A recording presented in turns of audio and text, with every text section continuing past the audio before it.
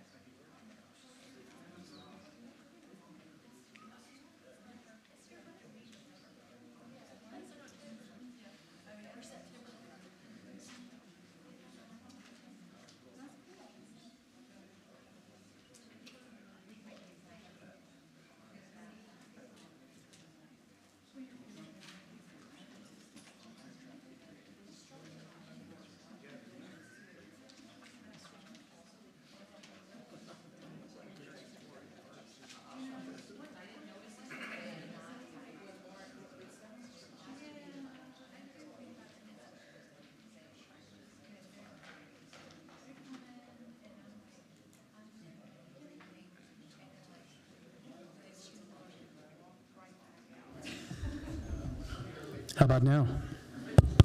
Digging it. Is YouTube on as well? We got word it wasn't broadcasting. Okay. Good, good, good.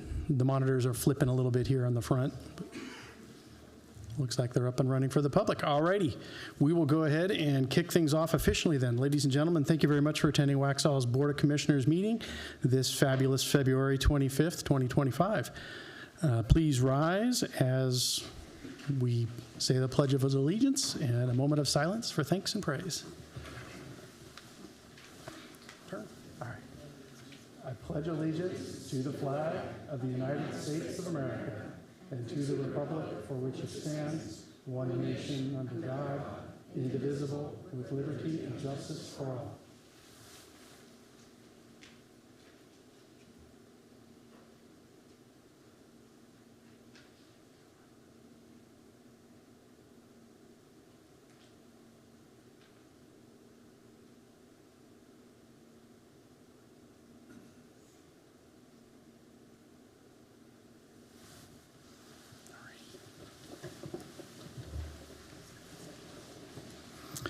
Okay, so right off the bat, I know we have some amendments to make the agenda. First of all, we will add to new business agenda item 6, which is the discussion about a PBS episode and some potential expenditures therein. Then agenda item 7 will be added, the discussion about the Price Street parking lot. There's a new cost on that parking lot and some other factors to discuss. Those will both be presented by our interim town manager. Then additionally, I would like to add item 8 to discuss how to proceed with our town manager search, be that an executive search or an internal posting. And then, any other items or amendments to the agenda? I'd like to add an item to new business. New business? Update on and possible motion on the WAA negotiations. Very well. We have Dina here and myself is here, so we can talk that. Any other items? We're up to 9. One more, please. 10. What do we got? I'd like to add a discussion item regarding contract conditions for contracted employees, such as the town manager. Contract discussion. Any other additions? Is that item 10 that you're talking about? That was new business 10, contract discussion. Okay, Yes. so with regard to item 8 and item 10, we have a closed session to discuss personnel matters where we can also discuss contract positions and as well as any additional town manager search? This is a general discussion, not a confidential discussion.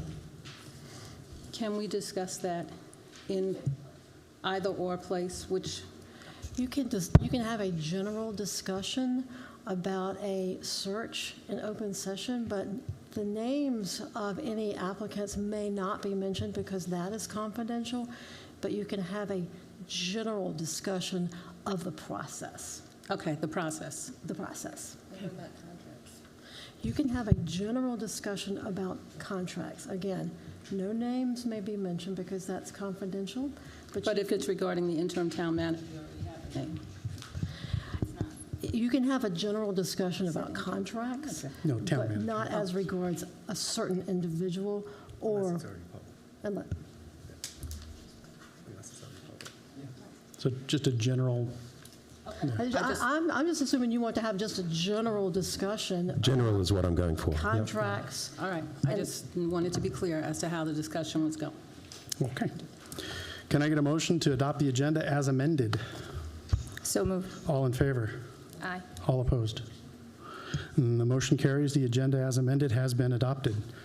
Next up, general public comments. Looks like we have a large crowd of one tonight that will be giving public comments. 3 minutes. Edwin Elam, they're yours.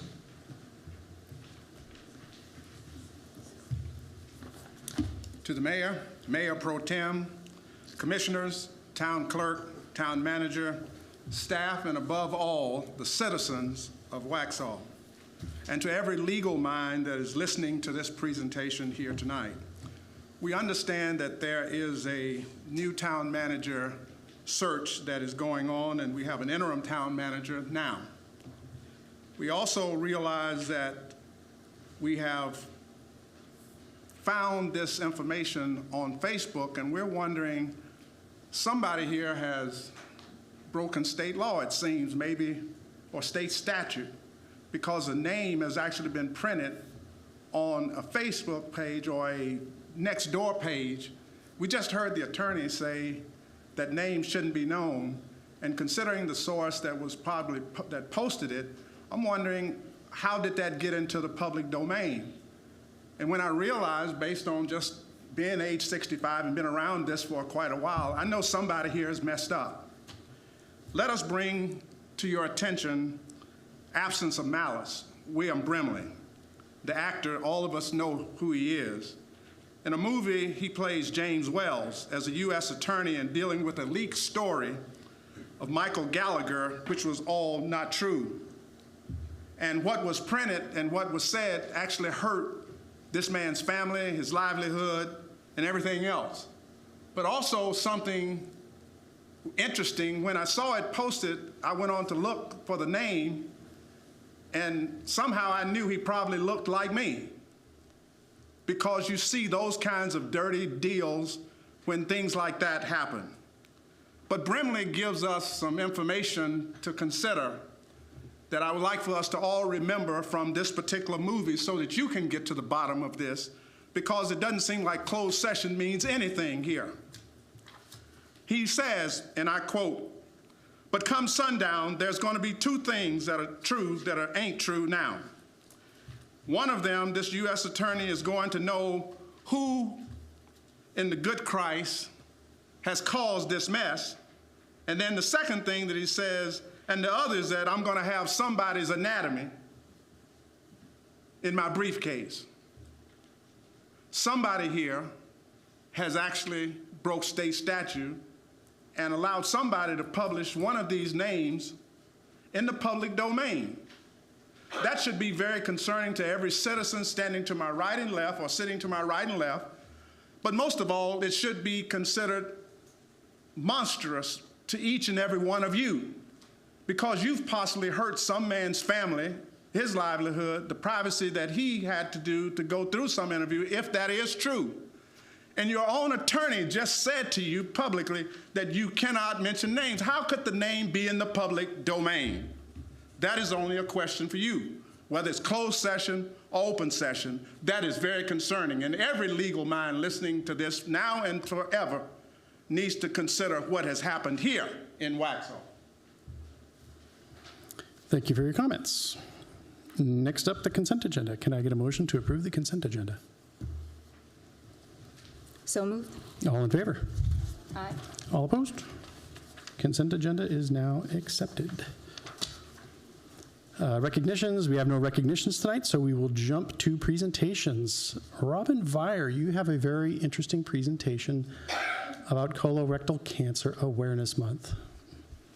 Thank you for volunteering to jump on this issue. Well, thank you guys for having me. You guys know me as I'm Robin Vire. You know me as the Parks and Rec admin manager, but today I'm here to talk about colon cancer awareness and why it's important.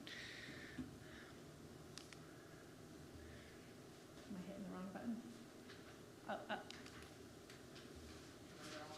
Oh, I didn't know it wouldn't be on. My bad, guys. I figured it'd be on. Okay. Okay, so this is me. I was diagnosed stage 4 colon cancer at the age of 39, and I was given 10% odds to live at that time. So at that time, I decided I don't do odds, okay? So I had major colon surgery, 12 rounds of aggressive chemo, and major liver surgery, thought about 10 months, and I'm here today. Some of these pictures are actually from my journey. I share them because my family and my friends were my why, and why I'm here today. So, but it's not all about me, okay? Today I'm here to talk about it because so many people ignore screenings and symptoms, and I really want the citizens of Waxhaw to understand what those symptoms are, know about your family history, and what you can do to help yourselves and your family, so you don't have to go through what I did.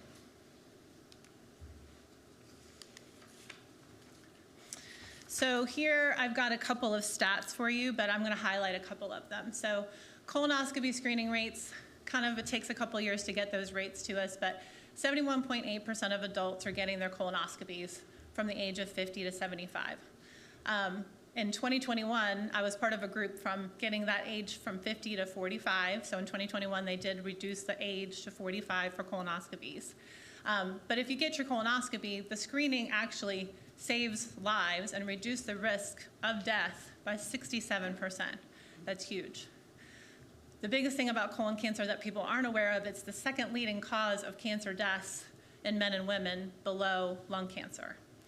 And it is the most preventable but least prevented cancer. Because if you get your colonoscopy, if they see polyps, they remove them during your screening, keeps it from being cancer, and therefore you don't have colon cancer. So it's actually very preventable, but if you avoid your screening, then it comes to be more advanced, it becomes a little more challenging. The one thing I did want to mention too about North Carolina, in 2024, we ranked number 9 in top cases of diagnosed cases in 2024. And that's not a great stat because we're actually below big states like California, Texas, Florida, New York, Pennsylvania, Illinois, Ohio, Georgia. So these are big states, guys, and so we want to change that in North Carolina. Colon cancer is actually increasing in younger people, so it's important to know your family history and the symptoms. Okay, symptoms of colon cancer or having any sort of colon issue. I'll just highlight some of these. Some of them are kind of general. Everybody kind of would know what that is. Rectal bleeding, abdominal cramping, anything that's going on with your gut. Obviously, if you had a problem for a week or two, that's understandable. You could have an illness or whatever. But if anything's lasting you longer than a 2-week or longer period, it's time to go to the doctor, okay? That could be fatigue. It could be you're exhausted and you don't understand what that is. It could be weight loss. You could be anemic. You could be nauseous, jaundice, swollen lymph nodes, things like that. But a lot of times symptoms don't arise in colon cancer until you're more advanced. So it's super important to get your screenings because you may not know you have it until you're screened. And then just like other conditions, some of these symptoms are like hemorrhoids and Crohn's disease are similar, but you should always call your doctor if you're experiencing any of these symptoms.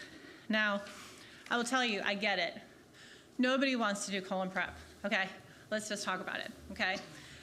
I understand, okay? 365 days in a year. You have about a day and a half of dealing with this, okay? They're starting to make pills, so you don't have to do the liquid, so talk to your doctor. So you don't have to drink the liquid if you don't want to. You can get pills. And after you get through your prep, it's the best nap ever, okay? So, and I will be glad to talk to anybody that wants to talk about it because I've had 13 and I'm 52 years old. I've had 13 colonoscopies.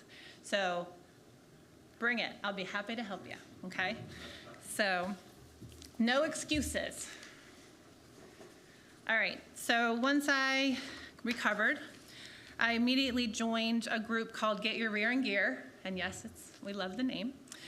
They do a 5K all over the country, but we have one here in Charlotte. I actually participated in this event from 2013 on, except for last year when I had ankle surgery on both my ankles, so I was not able to do it. But otherwise, I've been there. I was actually the event co-director for a couple years. I've been on their board.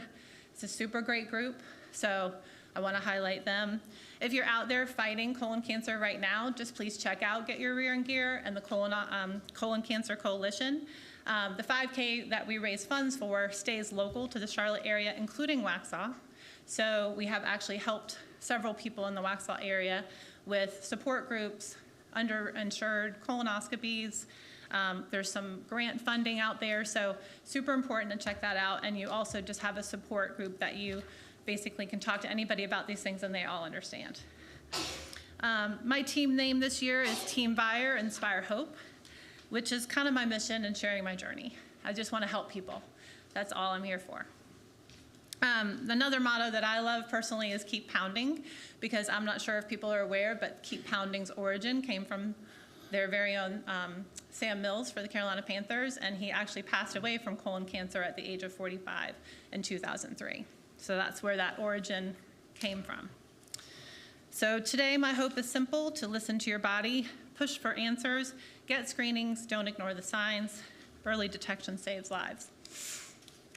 I'm happy to say that I'm 12 years cancer-free now, and I'm going to keep that rolling.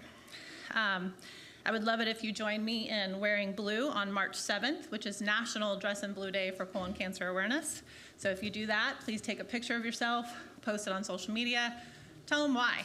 And if you're wearing blue and you don't want to do social media thing, I have friends that do that. If you tell one person that day why you're wearing blue, you could save a life. So it's super important. So last, this picture is actually from a hotel room in Houston, Texas. I spent a lot of time in Houston. My liver surgery was actually performed at MD Anderson in Texas. They saved my life there. So this picture actually reminds me that there's beauty in every day, even on your hardest days. So today I ask you to please recognize March as Colorectal Cancer Awareness Month, and I'm asking for a motion to proclaim the month of March of Colorectal Cancer Month in the town of Waxhaw. And if you have any questions, let me know. Any questions for Robin? I can just add to that saying I've had 2 so far. They're not hard. And it is a great nap. Guys, I get it. It's a great nap. They put you at a state where you don't mind. Best nap ever. I promise you, best nap ever. Yes, so don't hesitate. All righty. Okay. What, please? I think we have to, you've already done the consent part of the proclaim, so we don't have to do anything else, right? Yeah, Wasn't it's sure. in there. Okay. All right. Well, thank you guys so much for your time and consideration. We didn't do the motion, though. It'll be happy to. Okay. Okay, motion to proclaim the month of March as Colorectal Cancer Month in the town of Waxhaw. Somebody move. So moved. So moved. All in favor? Aye. Thank you very much, Robin. Thank you, guys. I appreciate your time. You're very welcome.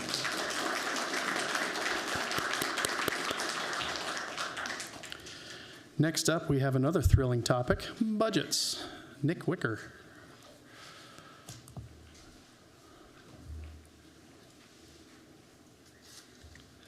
All right. Ladies and gentlemen, first and foremost, I'd like to thank each and every one of you for the opportunity to serve the town of Waxhaw. Believe it or not, I enjoy doing audits and enjoy coming to do the presentation. So with that, we'll dive right into it.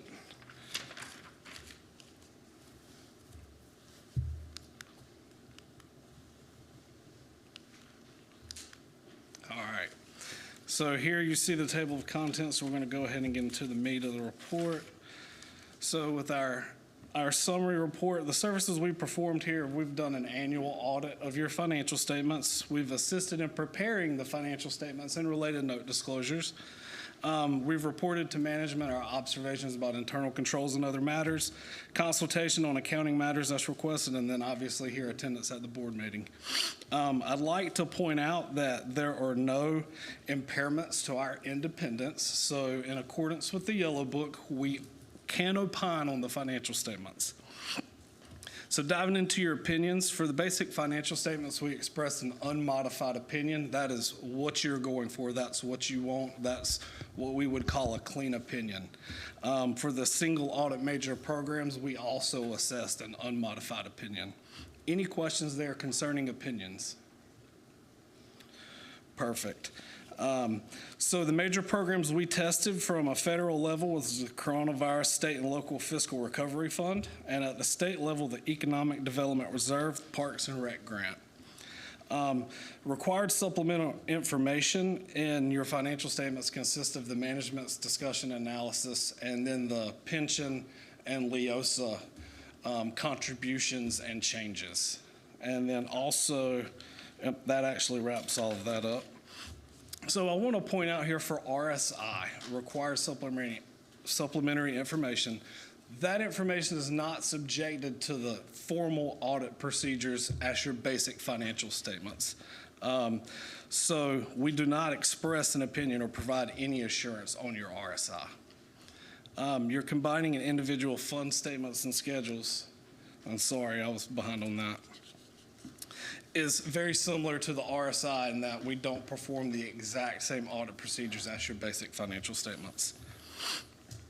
Deficiencies and recommendations, we did assess 2 material weaknesses in your FY24 audit. 2024-001 is budgetary controls, and that is a repeat finding of 2023-001.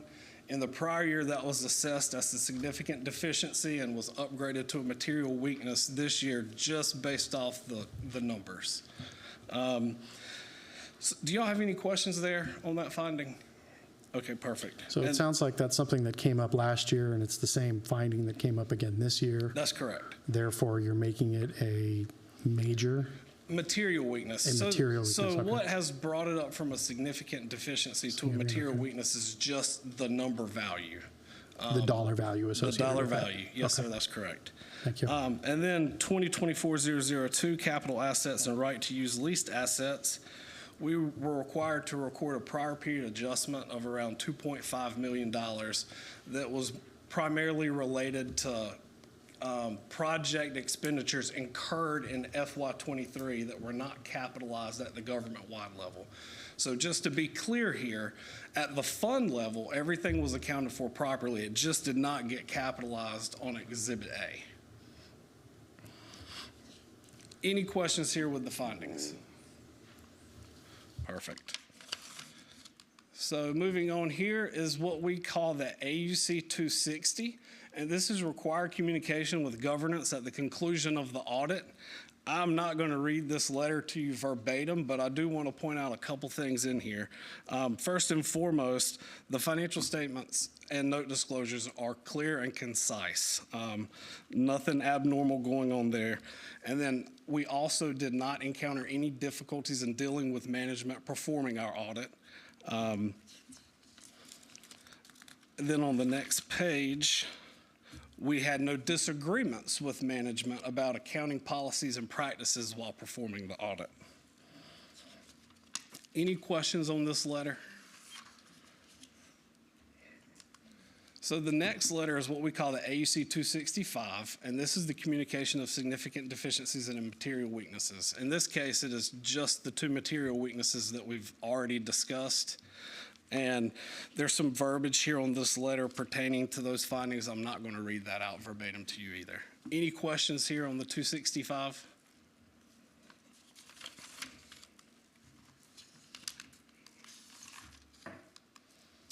All right, we will get into the graphs.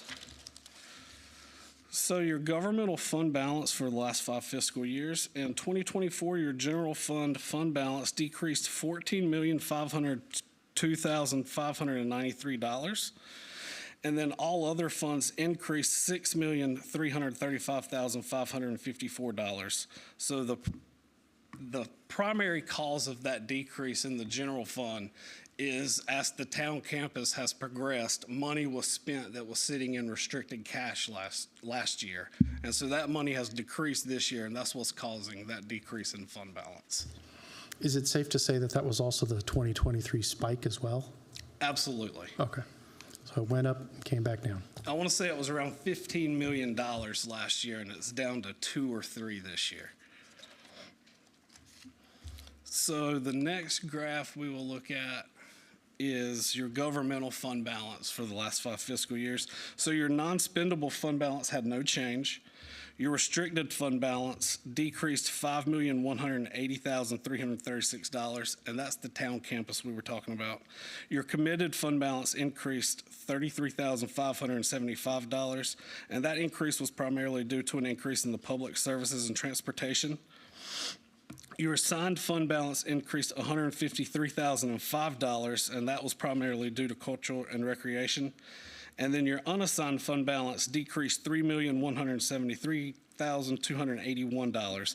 So I want to point out here your unassigned fund balance, that's what's left over from the result of operations. This is the money that's actually available for you to appropriate from. Any questions here?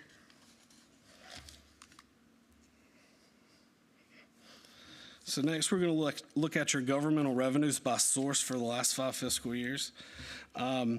In total, so this is total for all of your governmental funds, your ad valorem taxes increased $424,371. Your other taxes increased $8,737. Intergovernmental revenues increased $3,098,384. And most of that's tied up in your athletic barn, the state grant you receive there. And your other increased $375,273. So your total increase in governmental revenues as compared to 2023 was $3,906,765. Any questions here?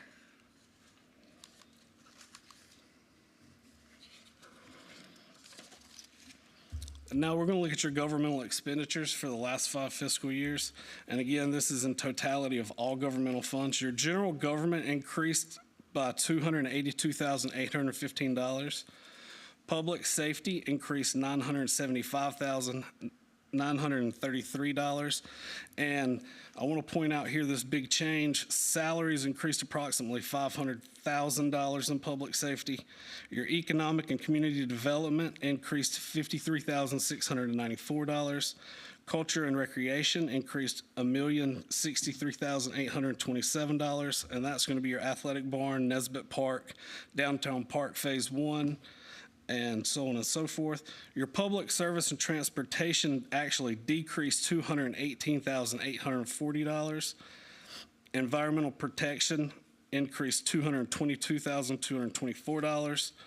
And capital outlay increased $4,817,006, and that's due to all the multiple projects you have ongoing.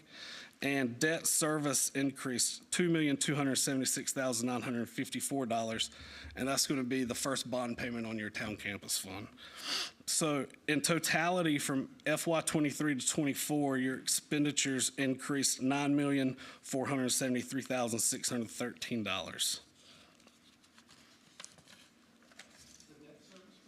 Sorry, the debt service, real quick, that's mainly the front-loaded debt on the loan for the town campus. Yeah, the first annual bond payment was made, which was, Pretty much mostly, yeah, I think that was like Mostly interest. 1.8.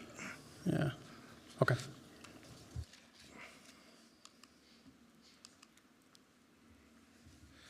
Next, we're going to look at just the general funds fund balance. So for FY24, the non-spendable, there was no change. The restricted was a decrease of $11,329,310, and that was spending the money for the town campus. And then your unassigned decreased to $3,173,281, and again, that's just a result of operations, and your unassigned fund balance is what's available to appropriate from. I'd like to point out here that your fund balance available per the LGC is 59.95%. Average units of similar size was at 46%. So the town of Waxhaw is doing 13.95% better than units similar in size.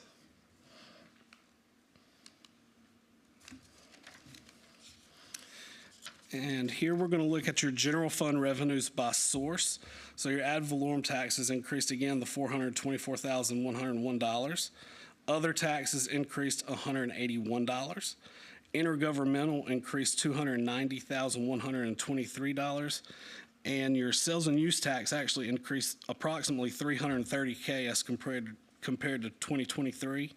And then your other revenues increased $270,013, and that's all in investment income. Any questions here? Perfect. And here we'll look at your general fund expenditures. Your general government expenditures increased $484,592. And $200,000 of that was an increase in software cost. Public safety increased $905,709, and that's going to be your salary and salary-related benefits. Economic and community development increased $158,812, and that was primarily due to engineering salaries. Culture and recreation increased $913,122, and that was tied up in salaries and athletic barn startup cost. Public service and transportation increased $352,818, and that was primarily due to rented vehicles. Environmental protection increased $222,224, and that was just an increase in your sanitation fee. And then capital outlay decreased $2,443,988, and that was just less capital acquisitions in the current year as compared to others. Debt service had an increase of $1,839,285, and again, that ties back to your town campus. Your total change in expenditures was an increase of $2,432,574, and just to remind you there again, your revenue only increased the $984,668. So that caused an operating loss in FY24. The last graph we're going to look at is your general fund's working capital. So in FY24, there was a decrease of $1,873,166 in your current assets. Your current liabilities increased $687,843, and your total working capital decreased $2,561,009. Your decrease in current assets is primarily tied up in cash, spending cash on projects and other things, and the increase in your current liabilities was due to other funds. So your working capital ratio is 10.27. A change of 5.85 from the prior year. And I would like to point out in government finance, a good working capital ratio is anything from 1.5 to 2. And anything over that is just you have extra added safety. So that's our graph presentation. And then here we have the adjusting journal entries we've recorded as part of the audit. And we flipped through that. I think it was around like $29 million in adjusting journal entries we recorded. And then the last part is our other journal entries, and that is your conversion entries from the fund level of accounting, modified accrual basis of accounting, to the government-wide level, the full accrual basis of accounting. So that's all I have. Do y'all have any questions? Any questions from the board? You sure? All righty. Thank you very much. Absolutely. Very helpful. Thank you all again for the opportunity to be here. I wish and hope that the remainder of this meeting goes smoothly and everybody here has travel mercies on the way home. Thank you. Have a blessed evening. I'll just follow that by saying it's very pleasurable to hear that the staff and the leadership was so helpful in getting this audit done. I know we have a staff that's really above board and top notch, so it's good to hear that from others as well. Absolutely. Thank you. All righty. Next up, public hearings. We have none, and off to old business. So, Madison, looks like you're up for a little bit. Got a couple votes to have.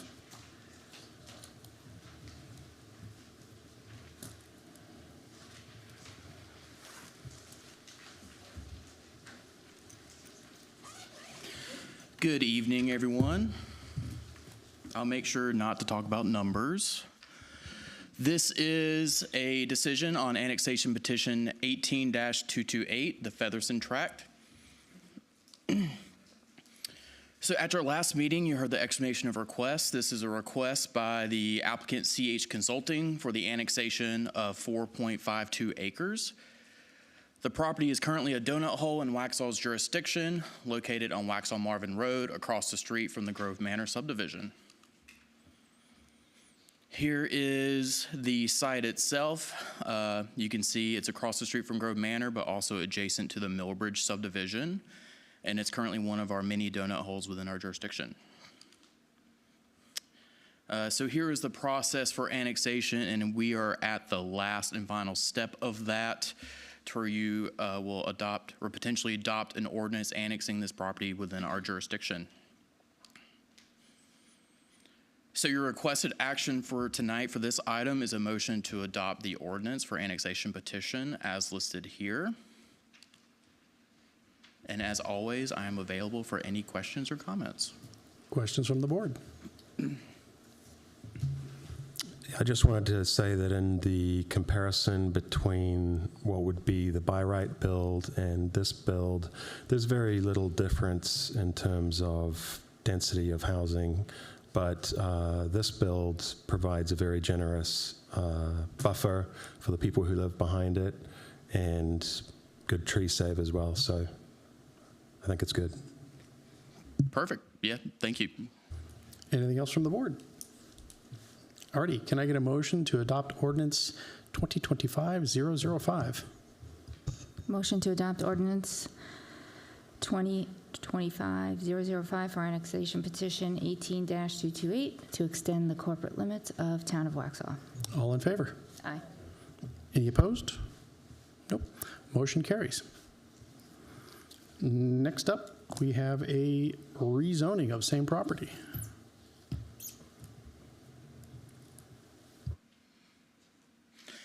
All right, and I will try to go through this a little quicker than the last one.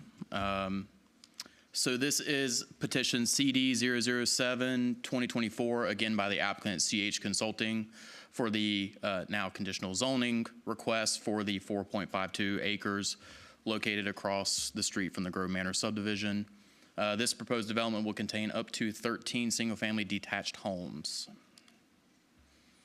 Again, here's the site overview, again on Waxhaw Marvin Road, across the street from Grove Manor and adjacent to the Millbridge subdivision. So this is the site plan that makes up part of the conditional zoning petition. As you can see the 13 homes laid out along the street. They are providing a 10-foot multi-use path along Waxhaw Marvin as required by our Waxhaw Marvin corridor study. You can see all the common open space and tree save in green. And it's good to note the sliver at the back of the site that's cleared, that's where they're tying in for their sanitary sewer. And so after the right-of-way dedication, the proposed density is 3.23 units per acre. And so any additional graphics, elevations, or anything a part of this packet makes up the conditional zoning petition. So with the number of units, a TIA was not required, and then also the connectivity ratio of 1.4 was not required. So with it being under 25 units, no open space was required, but again, they are showing 48% of the site being preserved as tree preservation. And so as required by all major subdivisions, they are required to dedicate parkland or pay a fee in lieu. And the fee in lieu amount that they are requesting to pay is noted on your screen at $13,728.61. So with being under 25 units, they are not required to do a tree preservation buffer, but as they are showing on the plan, they are doing a 30-foot tree preservation buffer along the rear of the site adjacent to Millbridge and the neighbors to the south. And so again, with the tree save requirement here, they're required to save 30% of the site, and they're showing over 48% of the site. And so the applicant is proposing to place this common open space area in a permanent conservation easement, and after the last meeting's discussion, that has been added as condition number 9. Here are the sample elevations again that make up this conditional zoning petition.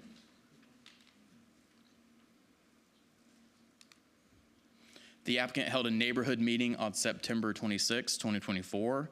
All notices were sent out to the property owners within 300 feet. The notification letter, meeting report, and sign elevations are in your packet. So for a future land use plan, this entire area is noted as medium density residential, which allows, or the land use calls for 3 to 4 units per acre and provides for a mixture of housing type, including single family attached, detached, cottage style, and other housing types. And this is typical of the traditional suburban neighborhood of the town of Waxhaw. And so the conditions for this typically have ready access to transportation and utility services and can support larger scale and more urban style development.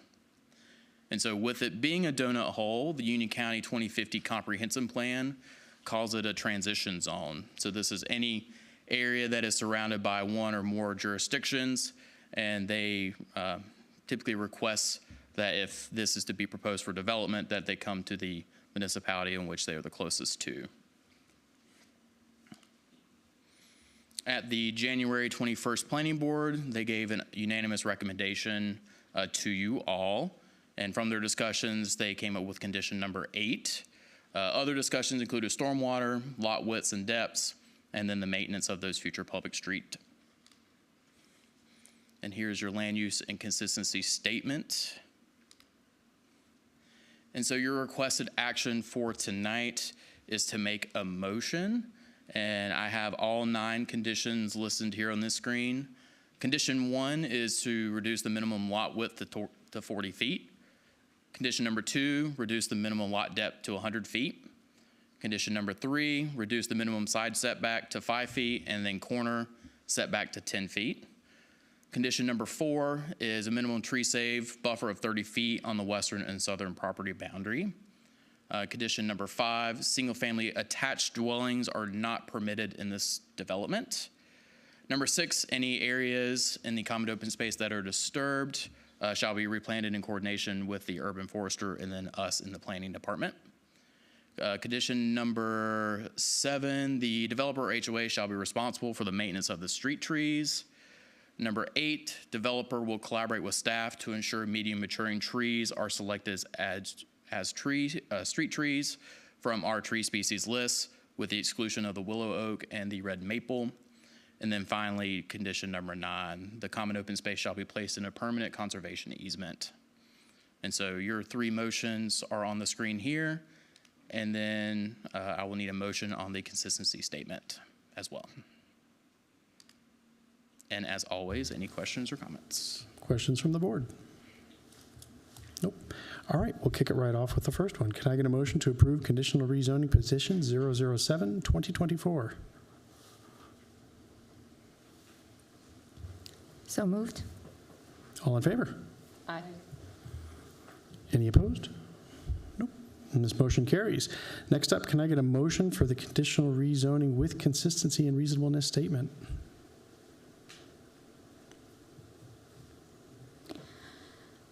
I'd like to make a motion on the consistency statement as presented. The plan is consistent with the 2040 comprehensive plan in that it has ready access to transportation and utility infrastructure to support urban development patterns compatible with adjacent residential neighborhoods at a density of 3 to 4 dwellings units per acre. It is reasonable and in the public interest that the development connects non-contiguous areas through annexation with the same land use pattern as the surrounding area to ensure the town grows in an orderly manner. All in favor? Aye. All opposed? Motion carries. Thank you very much, Madison. Thank you. And with those 2 motions, there's no need to vote on the third. Next up, Madison, don't go far. Something about greenways.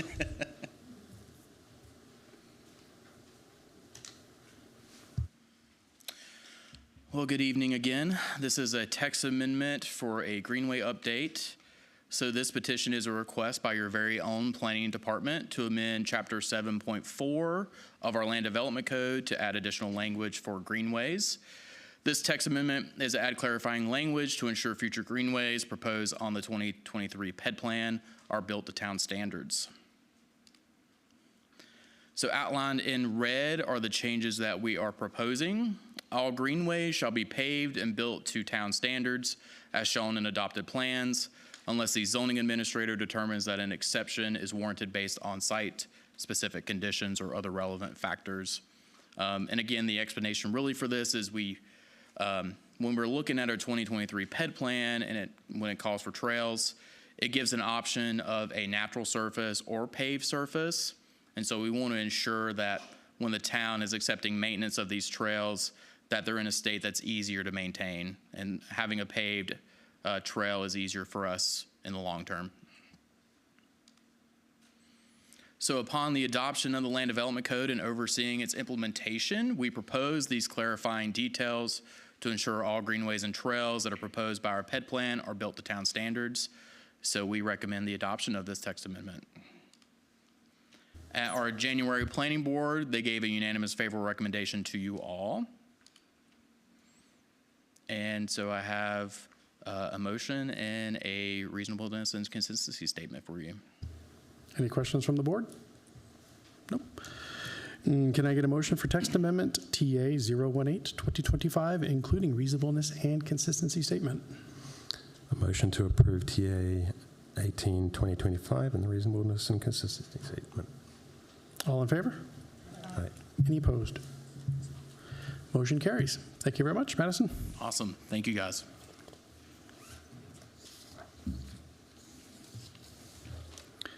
Next up, Janet. Come on down.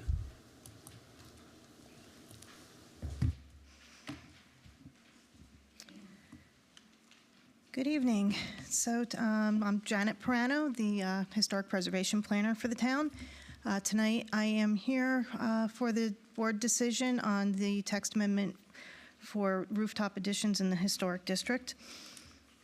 I'll go through this quickly because we had the public hearing 2 weeks ago and you are all familiar with this. So it's a request by the Town of Waxhaw Planning Department to amend the Land Development Code to establish design standards for rooftop additions within the Waxhaw National Historic District. The change that we're requesting is that rooftop additions within the Waxhaw National Historic District shall follow the Secretary of Interior standards for rehabilitation, as well as the supporting documents that guide the Secretary of Interior standards. The standards are the 10 Commandments of Preservation that provide direction in making decisions on repair, alteration, and additions to historic building, and there are several that apply for rooftop additions.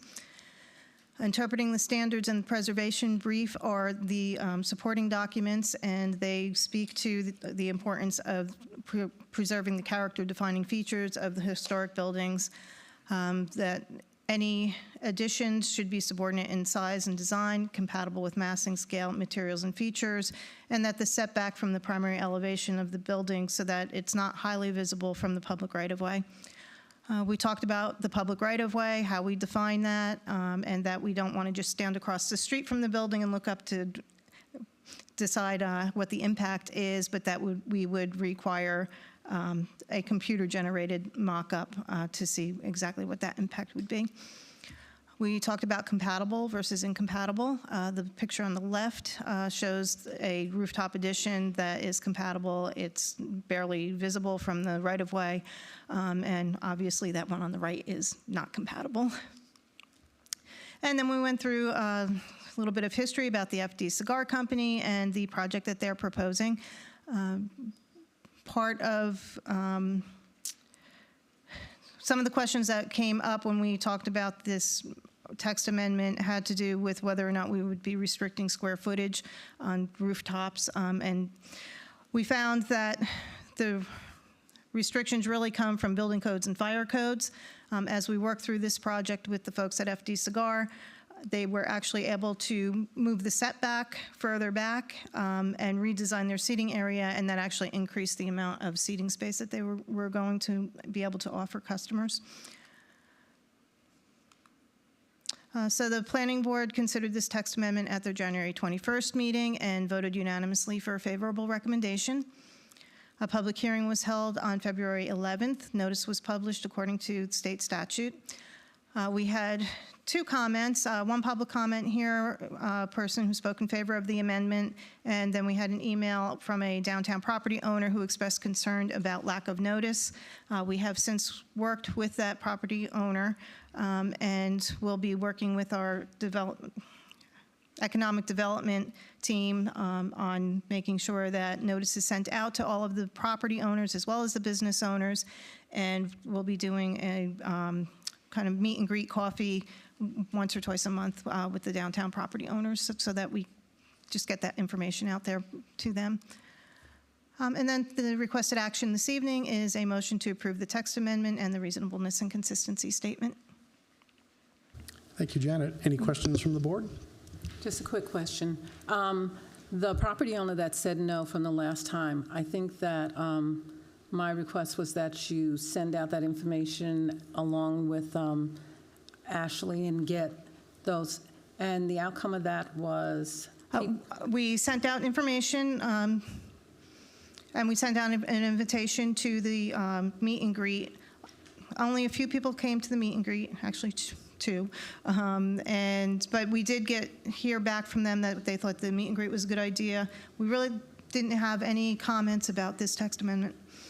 Okay, and the property owner that did not agree with this, was that property owner there, or did you in fact speak to? Yes, Mr. Johnson was there, and he didn't specifically have a problem with the text amendment. His concern was more about how it was communicated. He felt that just putting the notices in the newspaper wasn't enough. He wanted some direct communication from the town, so we're going to do that moving forward. And I was able to attend that meet and greet, and he was okay with the text amendment. He just wanted to be notified in advance, and I asked him directly if he had any issue with it, and he said no. So.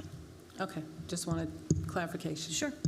Was there any research done regarding the request by the planning board as far as giving input on projects? Yes, and we talked about that last time. So the planning board and, let me look at my notes.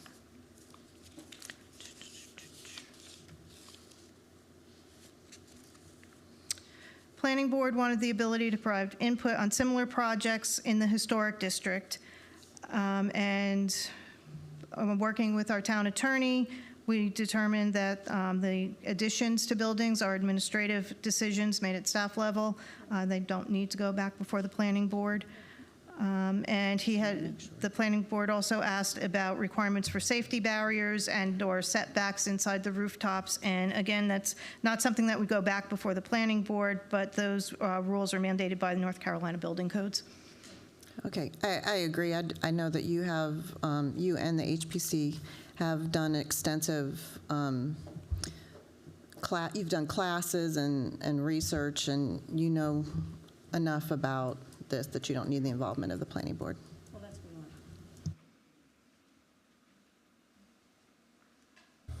Anything else? Great. Can I get a motion to approve text amendment TA 017-2024 and the reasonableness and consistency statement? So moved. All in favor? Aye. All opposed? No opposed, so ayes carry. Thank you very much. Motion carries. All righty, don't go far, Janet. No, I'm not going anywhere. Two more. Okay, so this one is the board decision on rezoning petitions. We had the public hearings 2 weeks ago, so I'll go through this quickly. The petitions are requests by the applicant, Chris Goodwin, for text amendment, for rezoning map amendments for 2 parcels on East North Providence Street from R4 residential to TC Town Center. The properties combined are approximately 0.579 acres. Again, the properties are on North Providence Drive. The current zoning is R4 residential. There's a single-family historic home on the northern parcel, and the southern parcel is vacant. The parcels are surrounded on the north, west, and south by TC. On the north is the Monarch Town Center. To the west are offices, and directly to the south is a vacant lot. And then across the street is zoned R4 residential. Both parcels are within the Waxhaw National Historic District.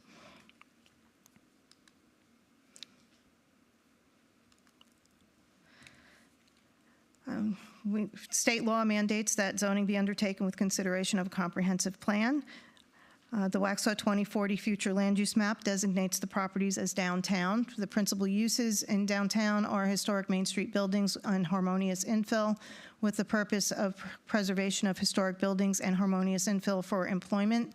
And conditions are a walkable mix of uses in or directly adjacent to historic central and street grids.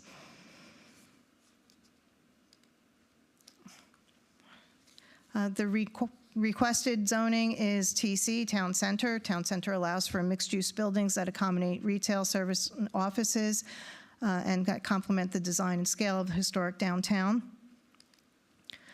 Planning Board considered the requests at the January 21st, 2025 meeting and voted for a favorable recommendation on both of the rezonings.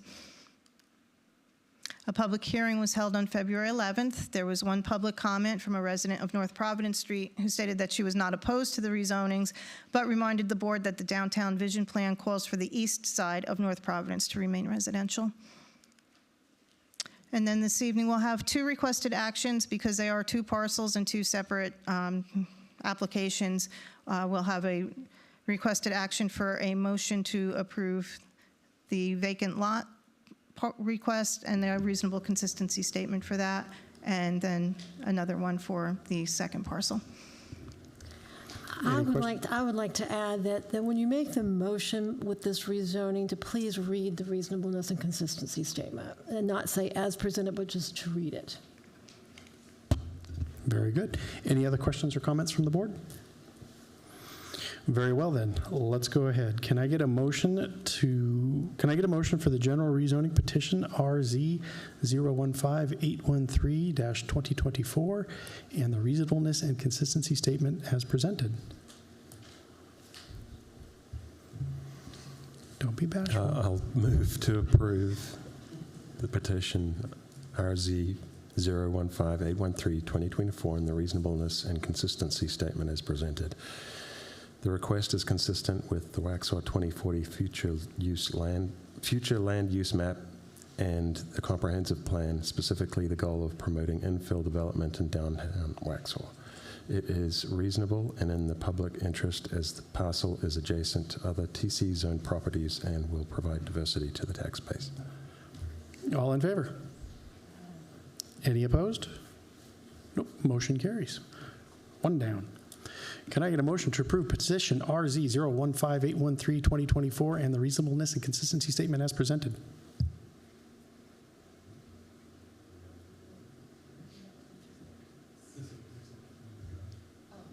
Number? No, it's a different one. Oh, I can't.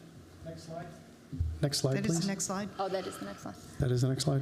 Motion to approve petition RZ 015-813-2024 and the reasonable and consistency statement as presented. The request is consistent with the Waxhaw 2040. I'm sorry. So, what's the next slide? What's the next slide? That was it? Did we jump? There was an 814 and an 813. I could read it from here. Oh, you're right. Oh, they're both listed as 813. Okay. Okay. So we did 813. Let's go ahead and read for 814.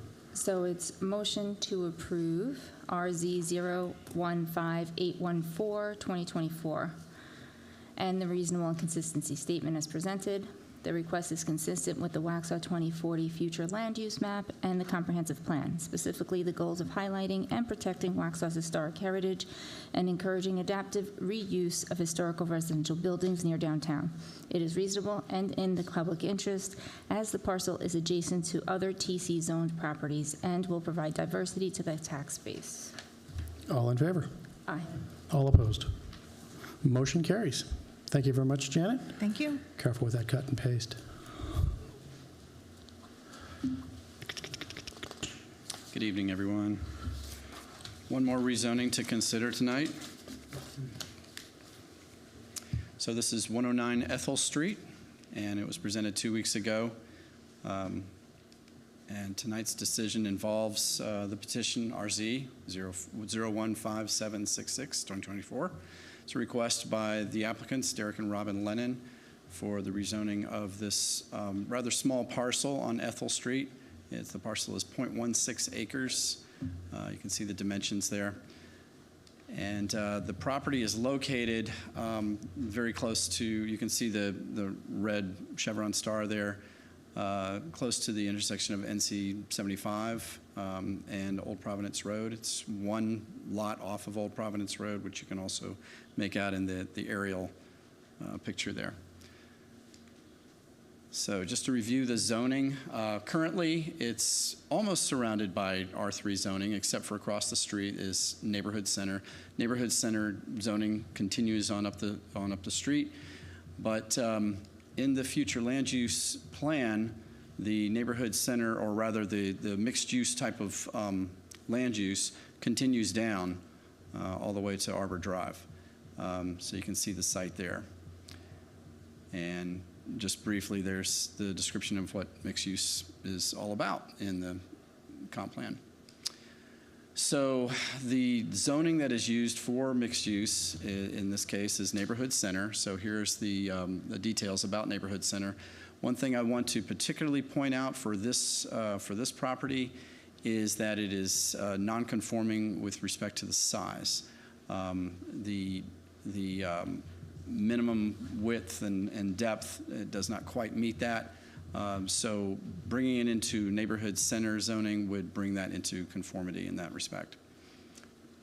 I've also shown the buffer requirements below. It would to rezone to NC would require a Class A buffer between it and the R3 zoning around it. Oops.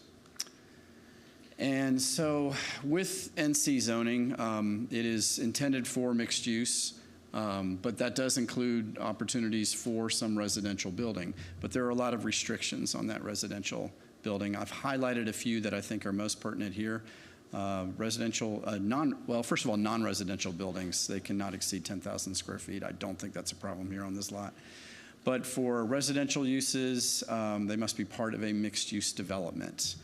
Where the residential and non-residential uses are in a proportion that gets reviewed by the zoning administrators, determined on a case-by-case basis. What that's intended for, of course, is that for larger lots where someone might be wanting to mostly do residential and just stick one little commercial piece in there, that language is there to prevent that. You also see, I've also highlighted at the bottom what would be required for a duplex, triplex, quadruplex. This lot could not meet those standards in terms of width and depth. So just to also review pedestrian improvements that might be required, they would be required if new development was done. Right now, I don't believe that's the intention, but for just the rezoning, it wouldn't kick in the need for, or the requirement for any pedestrian amenities, facilities to be built. But if when new development comes, they would be required to have sidewalk on their side of the street and anything else that the pedestrian plan requires. But in this case, there's not really anything else that would be required of them for this particular lot.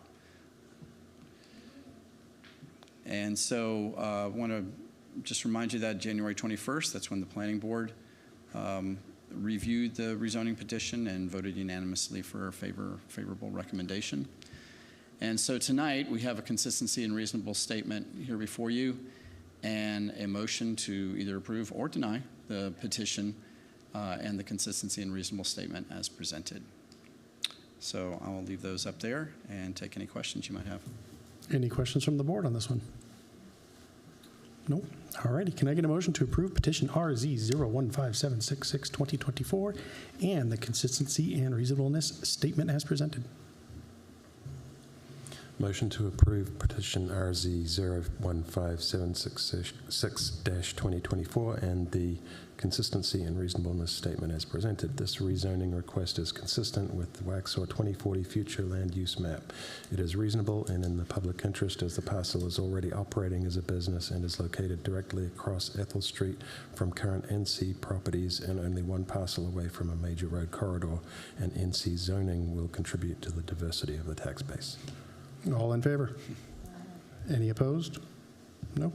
Motion carries. Thank you very much. Next up, we have new business. First up, Barbie Bruce, we have an annexation petition.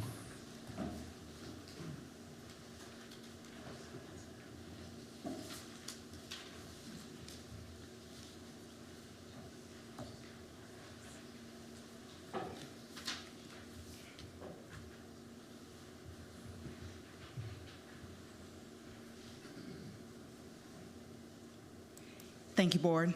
I'm Barbie Bruce, Town Clerk for Waxhaw, and I'm going to present the annexation petition 18237 for 0 Rohibith Road. So the request has been submitted by the applicant, Waxhaw Ventures LLC, for annexation of approximately 46.85 acres. The property is currently a donut hole in Waxhaw's jurisdiction, and the property is located on Rohibith Road and next to the Preserve subdivision. So if you'll look at the property, this is where the property is located, and this is the Preserve. So we're in the first 3 phases of the annexation. We're here to investigate the petition and ask the clerk whether or not it is sufficient, and then set the date for the public hearing. So your motion is to approve the resolution RES 2025-006, directing the town clerk to investigate the annexation petition 18237, and then ask whether or not she has investigated for its sufficiency, and then approve the resolution RES 2025-007 to schedule the public hearing for March the 11th at 6:30. Any questions from the board? Brief question for me, Barbie. The little box in the middle, it appears to be adjacent to the utility easement. What is that?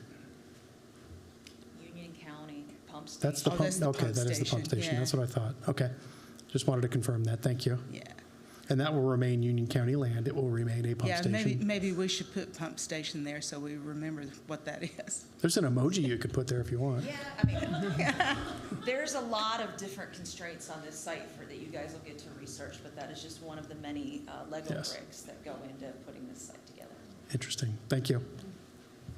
Alrighty then. With that said, can I get a motion for Resolution 2025-006?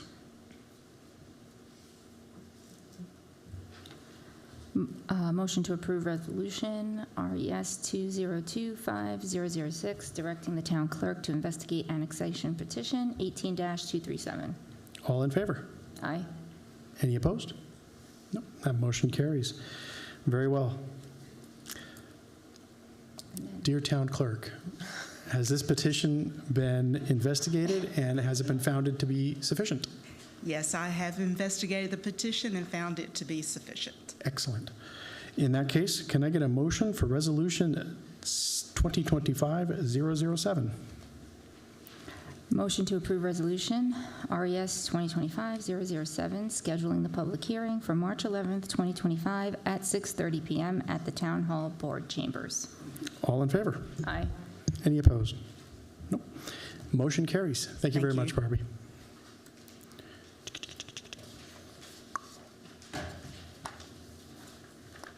Next up, Mr. Kelly.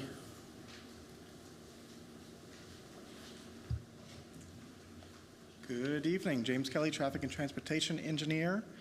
Tonight I'm presenting the first reading of a proposed ordinance designating South Jackson Street as a one-way street.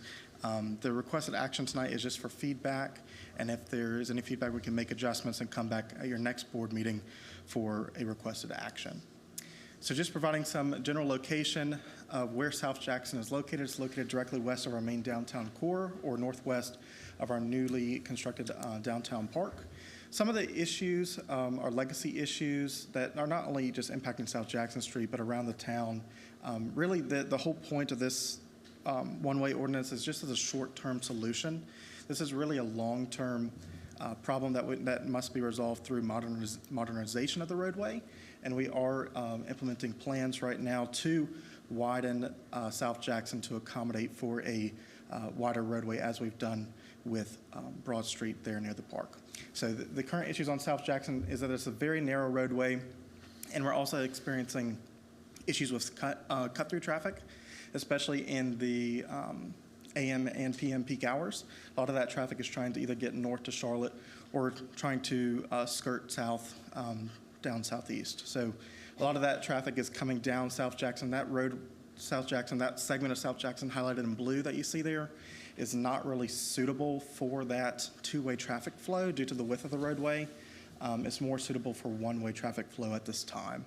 So this is just a proposed ordinance that would make this section of South Jackson Street one-way out. So if you were trying to come south on South Jackson Street, all you would have to do is just go up to the next block and take a right onto either High Street or South High Street, that is, or Broad Street, South Broad Street, and hook back around. So it's just a one block around the corner to just provide a short-term solution until we fix the longer-term issue. Any feedback? Questions from the board? I was just curious if, how many homes are on that street, and do the people that live there know that this will be happening? They've given me could several be? calls. They want this to move forward. There's about two homes, two residential homes and one business there on the block. I've received several calls from the two homes there, and they are in support of this. Okay. I haven't received any feedback from the one business there right at 75. Okay. Not that we shouldn't proceed with this, but would it also be beneficial to maybe look at this entire region as a one-way zone and sort of think about how one-way could work potentially throughout, even on Givens and Broad and High? And would that make sense? Or I think it depends upon the roadway width. I know that one thing that we're working on now through our Safe Streets and Roads for All program is looking at those roadways that could definitely be improved to not only meet the vehicular demands, but also meet the pedestrian demands, making those pedestrians more safer with sidewalks, multi-use paths, that sort of thing, adjacent to the roadway to better connect not only to the general area, but to connect to downtown, the downtown park, and more facilities in that area too. And that's what I was thinking in particular was access to the park. You know, the one-way street obviously opens it up to, you know, maybe adding sidewalks and things of that nature. So, right. Okay. Thank you. Anything else from the board? Very well. No action on that? No action this evening on that item. It was just looking for your feedback. We'll come back at your next board meeting with a requested action to approve the ordinance.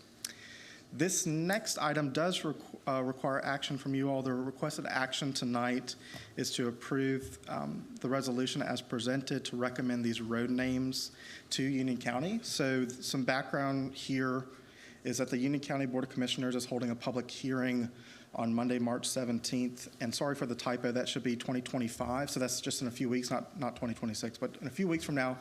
Union County is holding a public hearing for the purpose of receiving comments related to the naming of roads. So staff is requesting that the board tonight approve a resolution to recommend various road names, and these road names come from the public comment period that Union County initiated between November 7th and December 15th. And staff has already reached out to Union County staff to coordinate these names a little bit because there were some questions on some of the similarities, like for example, Wazaki was a common name that was brought up, and we already have a Wazaki Park. Union County Emergency Services was concerned that's maybe a little too similar, and they didn't want to result in any confusion. So I'll just walk through these one by one. The general location here is at the south end of Millbridge, where it connects into the existing Torrey Path Road. That's segments A and B. That currently is named Torrey Path. It's recommended to keep that naming as Torrey Path Road for segments A and B there, A being in the red and B being in the blue. The next segment is segments C and E, and that's actually proposed to be named as King Hagler Road. It is based upon public comment that noted a desire for a Native American name for the area. So I'm just going to give you some quick fun facts about King Hagler and some history about him. So King Hagler was so named by Governor James Glenn in the early 1750s and was recognized by the rural governors of South Carolina, North Carolina, Virginia, and New York as the leader of the Catawba Nation. He was the best known of the Catawba chiefs. King Hagler's life is documented only from 1750, but when he rose to power after a previous chief was ambushed, that's when he rose to power. So King Hagler had a reputation as a peacekeeper with other tribes and colonists. His first official act that was recorded in 1751 involved the signing in Albany, New York, of a temporary peace treaty with the Six Nations. And during the French and Indian War, the Catawba sent a contingent of soldiers to fight with Colonel George Washington in 1756 through 1757. So a smaller contingent of Catawba fought with General John Forbes in Virginia in 1758. So some really cool facts about King Hagler. However, the most important event during Hagler's reign was the Treaty of Pine Tree Hill, which he negotiated in July 1760. It has ultimately provided a 15-square-mile reservation on the border of North Carolina and South Carolina for the Catawba tribe. And then on August 30th, 1763, unfortunately, King Hagler was returning from visiting the Waxhaws and was ambushed and killed by 7 Shawnees on the road to the Catawba town on 12 Mile Creek. So just some background about King Hagler there. Again, from public comment, there was emphasis on Native American naming, and the original wanting name was Wazaki, but that was too similar. So the next, and I think better thing, is to move forward with the King Hagler Road naming. Also, there's a little segment there, segment G in pink, that's proposed to be named Sabinski Way. And then we have another little segment over here in yellow, segment F, that's Ernest Way. And then segment D is just the realignment of Helms Road. So it's proposed to just keep with the Helms Road naming. Some fun history there. Any questions? When that Helms Road piece attaches to the Waxhaw Parkway, would that then maybe all get changed to Waxhaw Parkway, or what are we thinking there? That's a good question. So right now it's just proposed from Waxhaw Marvin Road south would just be Helms Road. Anything north of there could be changed at a later point in time. We would have to restart the road naming process and go through that with Union County. But okay. It is possible, yeah. Thank you. Any other questions from the board? Very well then. Well, can I get a motion for Resolution 2025-008? Anybody, please. Motion to approve Resolution RES 2025-008 as presented. All in favor? Aye. Any opposed? Nope. Motion carries. All right, thank you. Thank you very much, Mr. Kelly. Next up, we have Emily Leonard.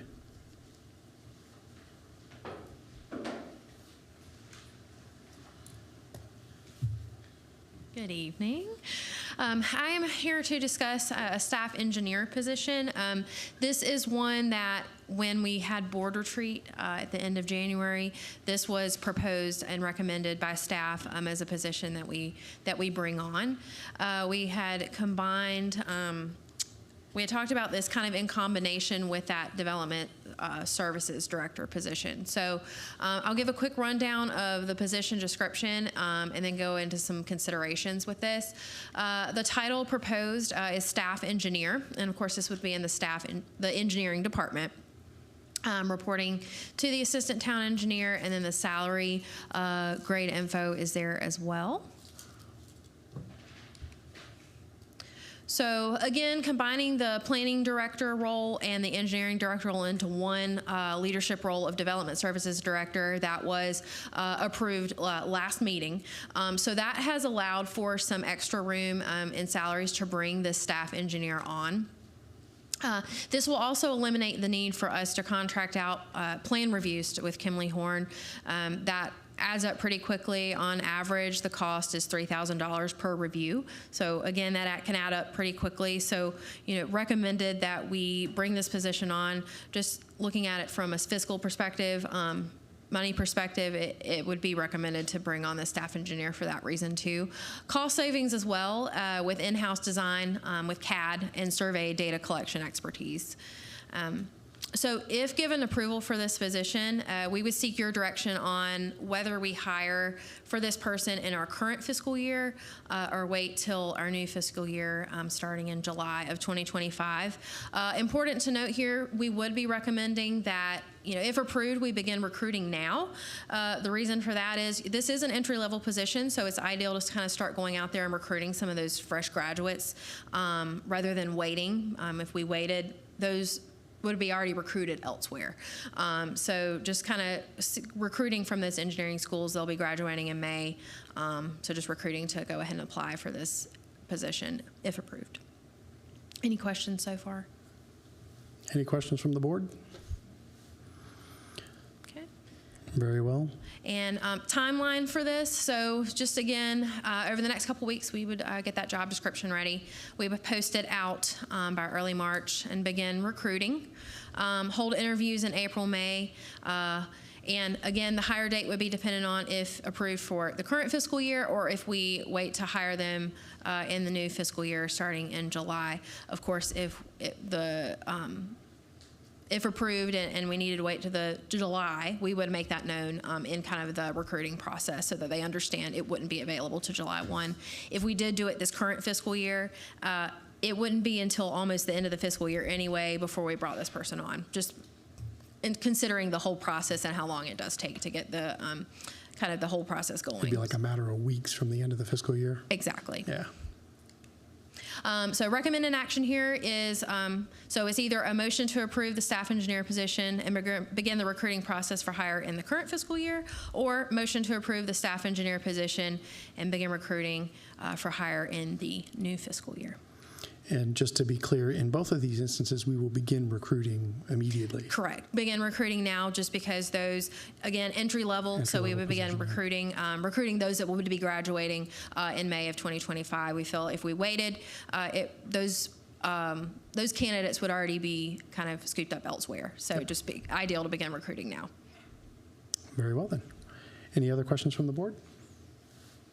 No? Alrighty then, we'll do this one at a time. Let's be different and start from the bottom. Motion to approve the staff engineering position to begin recruiting process for a hire in FY 25-26. It would just be a either or on this one. So just dependent on when you'd want us to hire for this, either whether it's in the current fiscal year or the new. Yeah, so just we'll do one motion at a time, or? All right. Motion to approve the staff engineer position and begin the recruiting process for hire in this current fiscal year. That's the first one. I read a motion to approve the staff engineering position to begin with. It was the second one that I read. I know, we have to vote on this one. I asked for the motion. Okay. Yeah. So All in favor? the motion on the table is the second one. The second one. Yes. The motion is already on the table. I presented the motion. So motion to approve staff engineering position beginning recruiting process for a hire in 2025-2026 fiscal year. Yet we will still recruit immediately. Yeah, it has to be made. Aren't we basically deciding whether to do it in the current fiscal year or the next one? So Correct. So I'll make the motion and then we'll vote and then we'll carry on.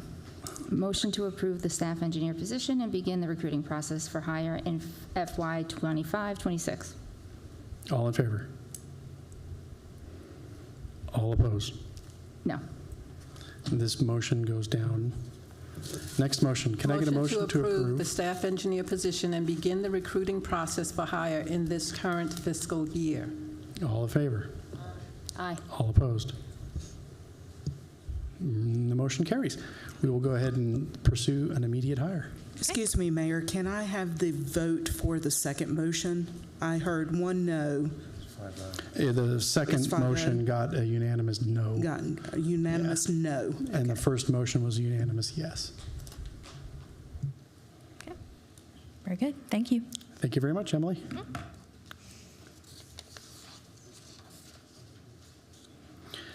Next up, we have Mr. David. All right, good evening. I'm David Timchula, Facilities Manager here for the town. So tonight we want to take a look at our electric vehicle charging stations that we have installed down at the campus here. So a little bit of background, during the construction process, we had 8 vehicle chargers that were installed, and we just need the ability to turn them on and activate them. So these charging stations would be available for all residents and visitors to the town. There is an app, as with everything, that they can use to pay and activate the chargers for use on their vehicle. It'll be done through the Alltel Charge app. Currently, in the town of Waxhaw, there is one public EV charging station, and that is at Nesbitt Park, that is currently operated by Union Power. So there is nothing operated by the town or really any private entity at this moment. So what goes into the pricing structure? For each unit we activate, there's a $150 subscription fee. The electric usage going towards a vehicle, cost to the town will be about 8 cents per kilowatt hour. And then there's the credit card processing fee. It would be done through the Stripe account. There's a 2.9% plus 30 cents per transaction. So obviously, depending on what the individual end user would have to pay would be based on that. And then the miscellaneous charges would be any type of maintenance or repair work that is very minimal for these types of chargers. Really, we're looking at the potential for any type of damage that may be done. From a routine maintenance perspective, we're looking at just basic inspections of the equipment to make sure that they are okay. So there's 3 different ways that we can charge our end user. We have per kilowatt hour. That is the most commonly used method. There's a flat rate, walk up, pay, you're good to go. And then there's a charge for every hour that individual is hooked up to the charger. There's also an opportunity to charge additional fees for any time that the vehicle is hooked up but not actively charging. This would be to discourage an individual from plugging in for the day, going to home, coming back in the morning, and leaving for the day. This basically would discourage individuals from just staying there all the time. So as a point of reference for a level 2 charger like we have installed here, the average nationwide is about 26 cents per kilowatt hour.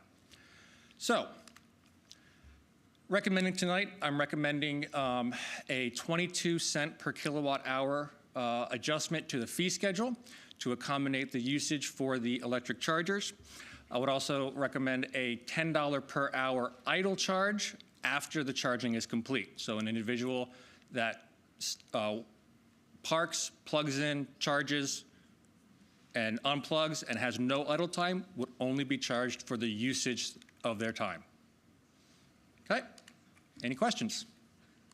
Questions from the board? I just have a question about the idle time. So once they're done charging, let's say they leave, it's going to take a long time to charge. I don't know how long such a thing takes, but how do you gauge how long they're there? Is there some type of sensor that you'd be able to tell? So this is the difficult matter of it. So if an individual plugs in their vehicle to the charging station, the time starts. They would then start the charge process. For a typical sedan, to answer your question, it would be about 4 to 6 hours to go from 0 to completely full.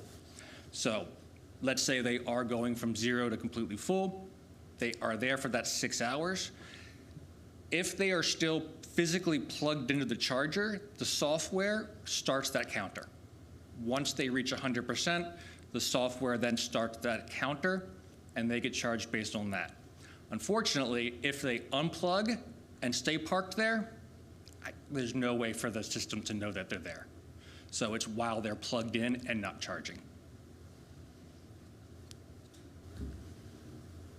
So is there going to be anything in place that's going to keep them? Because with a level 2 charger, you say typically 4 to 6 hours. Sometimes it takes a little longer than that, depending on the vehicle and the charge time, that people can leave or have left vehicles at level 2 all night at that same, at an individual charging station, which, precludes anybody else who comes up from being able to charge their vehicle. So for the idle time that's left, the $10 per hour, if they do fully charge and then still don't remove their vehicle, is there going to be something put in place or something in an ordinance that we're going to see later to ensure that they do remove that vehicle? Are you referring to after the charge is complete? Right. So after the charge is complete, if they do not unhook their charger, they will immediately start to No, I receive that charge. understand that.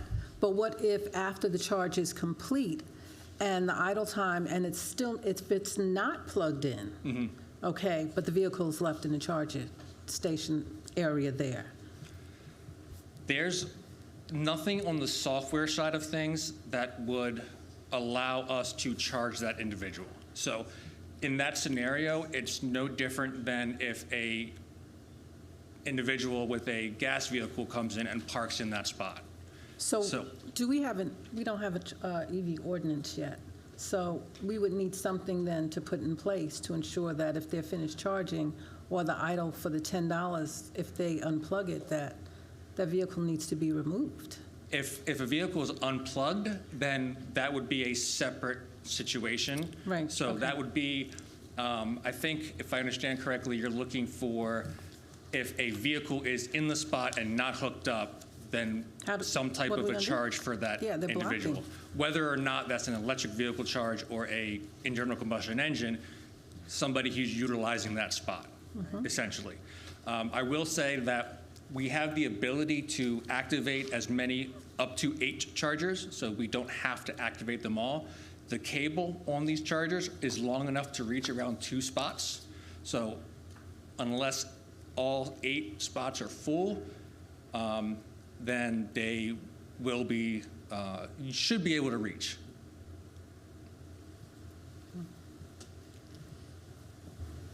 Any other questions? All righty then. Can I get a motion to amend the fee schedule as presented? So moved. All in favor? Aye. Any opposed? Motion carries. Thank you very much. All righty. Next up, we have a couple special items that were added to the agenda. Interim Town Manager Richard Hicks. I put a packet on your desk that I received at 5:15 this afternoon. I notified you last week that we got a call from a Mr. Anthony Davis who works with the Dennis Quaid show called Viewpoint. It normally shows on PBS.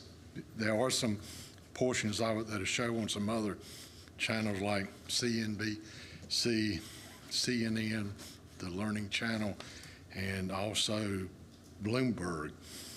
So supposedly somebody told them that Waxhaw was a good place they should show some interest in.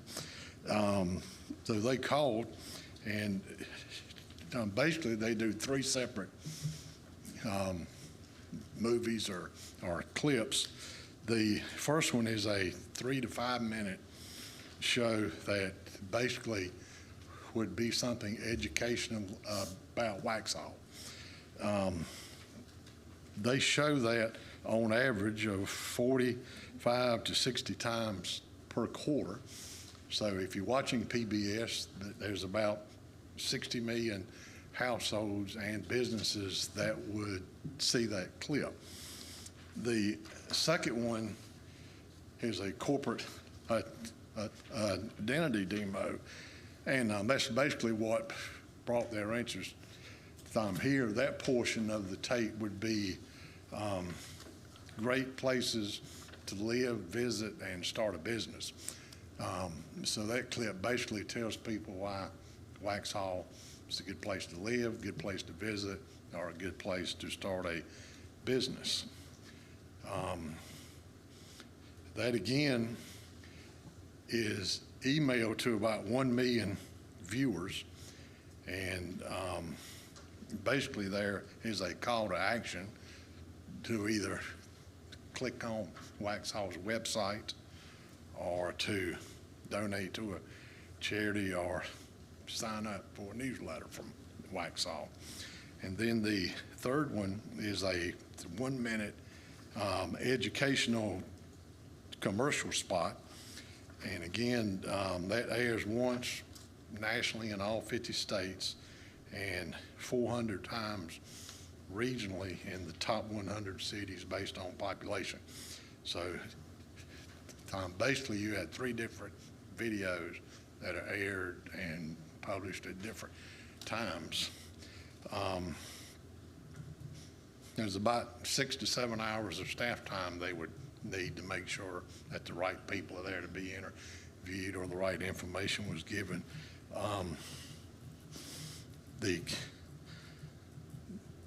The only catch is they are asking that the town pay a portion of the underwriting costs for the films, and that cost would be $25,900. My first thought was, well, this is something we can talk about in the next few weeks, but when the guy called me this morning, he says, we got a lot of people waiting for segments. We can fill all the segments we've got, so I need an answer from you in the morning. So he is supposed to call me back in the morning at 10, and I'll let him know what the board's decision is at that time. And I guess you got to ask yourself, do you want 60 million more people knowing about Wax? For the low price of $25,900. Any questions from the board?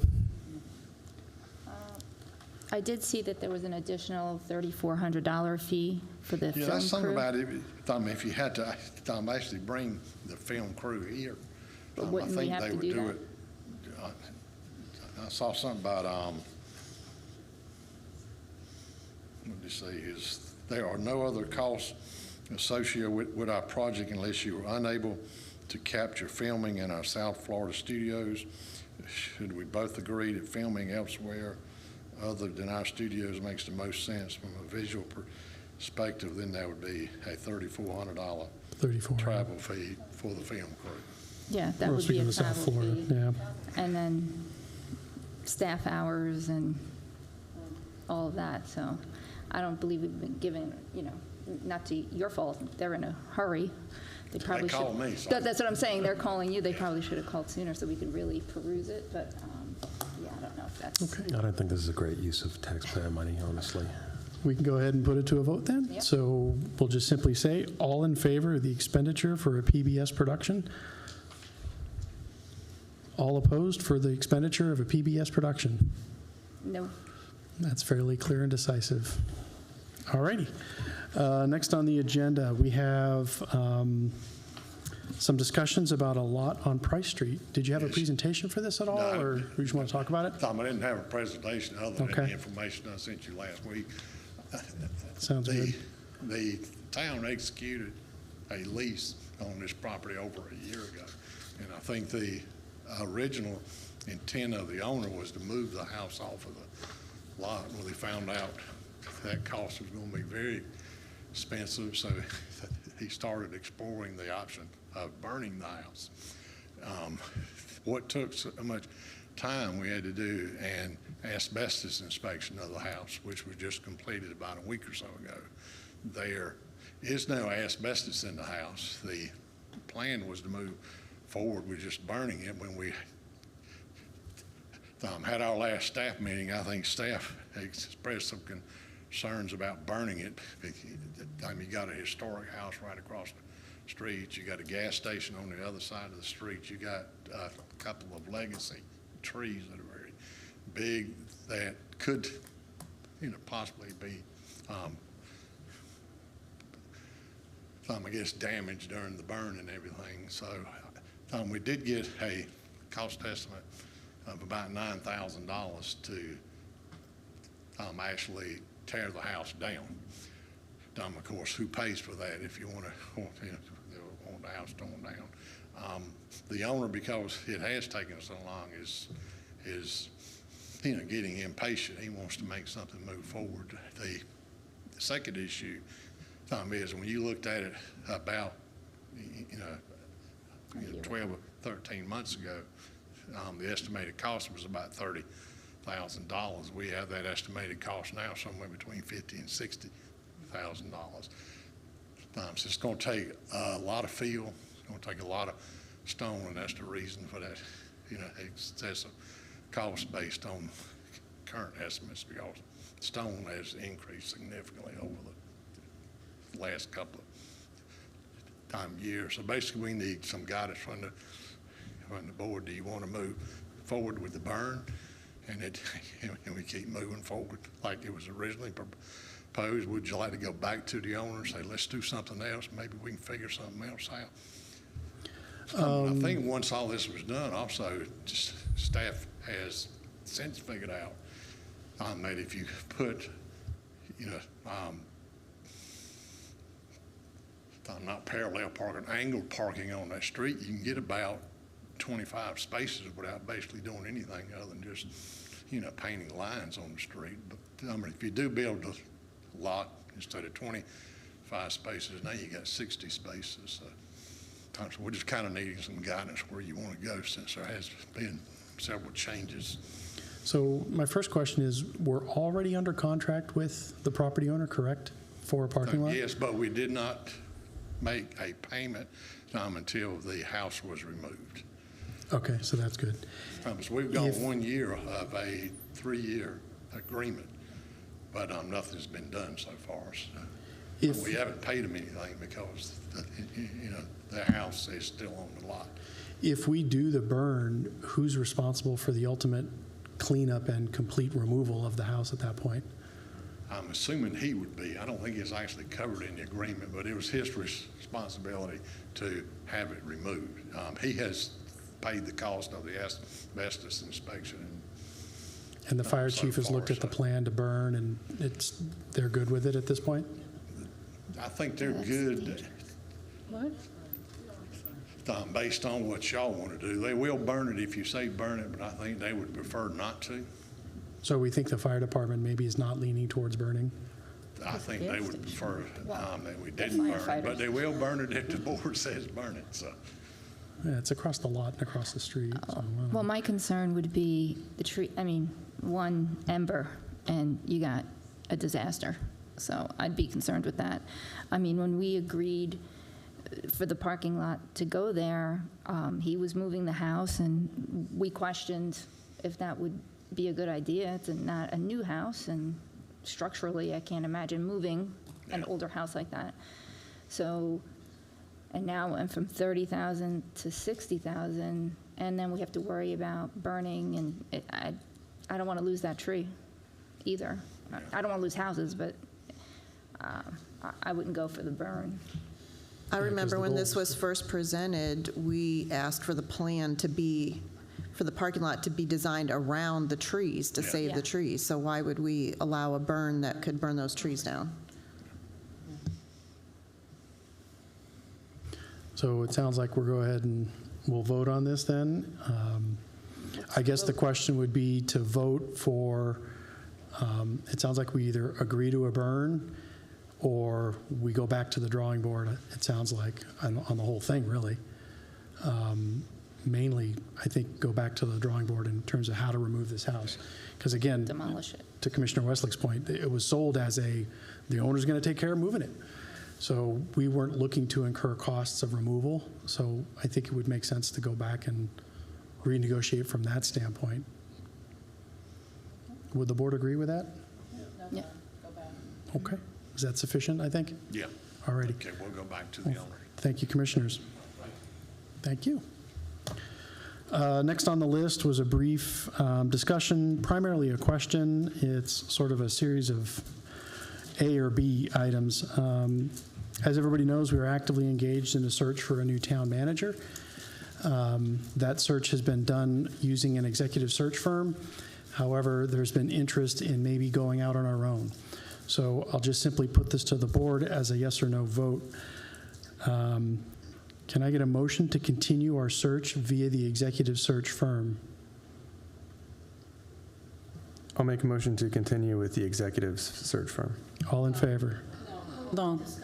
There's no, yeah, Oh, well, do we want to discuss? Sorry, are we discussing? We can discuss. okay. Just trying to move things along. Do you want to, oh, I had something to say. You could have kept going if you wanted to. I'll let you catch up, or you good? I'm sorry. Yeah, what? Yeah, right, or withdraw. Yeah, I'm going to withdraw the motion. All right. First of all, you put a motion out there to continue with the executive search firm. In what capacity? We don't know. What firm are we talking about? What does that look like? There's been no discussion even if we need to move forward with that firm, and then you had something on here about in-house. Yes. So the options are to continue the search if needed via an executive search firm, or if we wish to continue the search, we then do it in-house using our in-house resources to post the ad and to screen applicants. So it's basically if we're doing a continuation of the search, do we use the executive search or do we use in-house options? Could have a combination too, right? I mean, combination of both. Well, if a combination can be done. I mean, my concern is that we continue the process. I don't think we've had enough exposure to enough people to be able to make, I don't feel like I can make a solid decision. Can I ask a question of the town clerk? Please. Barbie, we were supposed to have a special meeting on Friday. Was Developmental Associates going to be present at that meeting during that time to have a discussion with us? Yes. Okay. We did not have the discussion with them to see what even that would look like to move forward with an additional search through them or anyone else if that is needed. So I would table this until we have more information or more discussion regarding this before making a motion to move forward with the search through an executive search firm as stated. Well, yeah, and I just would like to state for the record that whatever we do moving forward, we should make sure that whoever we get has North Carolina experience, because I think that's really important. The law is really intricate, and my stance is the learning curve would be just too high and too dangerous for somebody not to have North Carolina experience. I agree. Okay, so I believe that this needs to be tabled until we have more information, or we did not have that discussion as we were supposed to on Friday, so. Well, Friday was also an interview. That was the primary. It was both, well, it was both. You had the opportunity to ask the questions because they were going to be present online to discuss everything with us. So I would say table this. Okay. Do we have a motion to table? Make a motion to table. I make a motion to table this discussion. All in favor? Aye. All opposed? No. No. The ayes carry. Next up, Commissioner Westlake, you had some questions about the WAA contract. Were you simply looking for an update on the contract, or? Dina, are you able to come up front, please?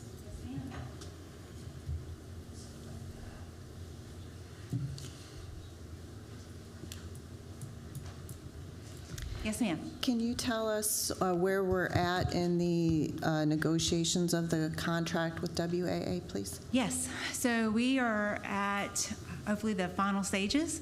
We are still missing a couple of documents to go with the agreement. And I actually sent out another update email this afternoon requesting those documentations and giving a timeline for them to get those to me by Friday. And then we'll work on our next meeting date after we get all those components together. Are these financial types of documents that you're waiting So on? it's a little bit of everything. In their agreement, there's a, it's not an opinion, it's exhibits And they are missing a couple components on the exhibits. So I lined those out so it's very clear on what they need to give to us. And then at the end of the email, I actually gave them a request of getting their financials to us, and then also, what was the other one? There's another request in there. Are we still waiting for insurance stuff? Yeah. Did we get all that? We don't have all the insurance papers yet. I did get baseball, but we need to change they don't have the new town hall address on it yet. But that's the only one I've received so far.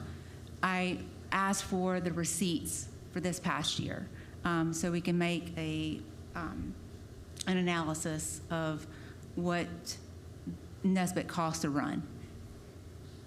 So I asked for that. Kind of in its totality, both Yes. halves of that equation. Correct. So my team and I have been working on what the town's responsibilities are and how much that cost is. And I'm missing pieces from the WA. So I just need theirs so we can make a full picture. So I understand based on something that their treasurer posted on Facebook that he had some type of Zoom meeting where he was presenting a slideshow of all of their financial records. Has he presented those slides to you? No, ma'am.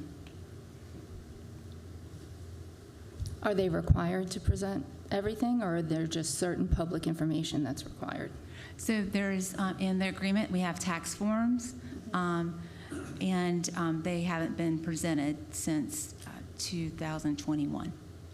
You have no tax forms or no tax forms or anything related to tax information or financials that you have requested since 2021? That's the last time I've got the tax forms. Yes, ma'am. When is so right now they are registering for baseball and soccer, is that correct? So they're actually in their spring season right now. They've already registered and started having practices. So it's crazy at Nesbitt right now. Their opening weekend is actually St. Patty's Day weekend. So it's going to be fun in Waxhaw with all of our festivities downtown and at the park. So be aware, everybody.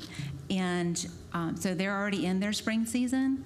And as I understand, they're in that season right now, so they haven't registered for any future. So when do they register for after this season? So would that be, is there summer leagues or is it not till the fall? There are camps, and sometimes there's training type things. So it's usually at least a 3-month backing from when it starts. So if they start in the end of May or June, it'll be 3 months back. But I can get clarification on that. Can I just ask another question regarding the financials? Is that a requirement in your contractual agreement for them to present or to give you that information? Yes, ma'am. So are you giving them a deadline to give us this information? Yes, ma'am. And what is that deadline? This Friday. Friday? Yeah. The previous deadline was last Friday. So there's some slippage going on. There's been more than one deadline, yeah. Is it going to be a final deadline? Yeah. We'll have to see about that. I mean, is there a final deadline? I mean, I'm just told that there was previous deadlines, and so is there a, final deadline? So that's a no. Yeah. Do we need to present some form of specific timeline to stick to for this information? Or, I mean, it seems like it's been continuing since 2021, so. I am here to do what y'all would like me to do. Yeah, it's been a challenge. I've been helping Dina with this contract a lot as well, and it gets challenging sometimes. Ms. Cindy? Do you want me to help out a little bit? Okay, so now we were asking them by May the 1st to provide, I know you don't have it in front of you, and I have it in front of me, so I think it's easier since I have it right here. Yes, ma'am. So by May the 1st, we're asking for the most current for the most recent copy of the IRS 990 form, and that's the form that nonprofit, they have to, y'all know what that form is. We're also asking for any changes to the forms filed with the Secretary of State within 30 days of their filing those forms. We're asking for the number of players who have registered for each sport, a listing of the cost of maintaining the field so that we can make that comparison that Dina was talking about, and a list of the number of scholarships given out per season no later than 7 days after the start of each season.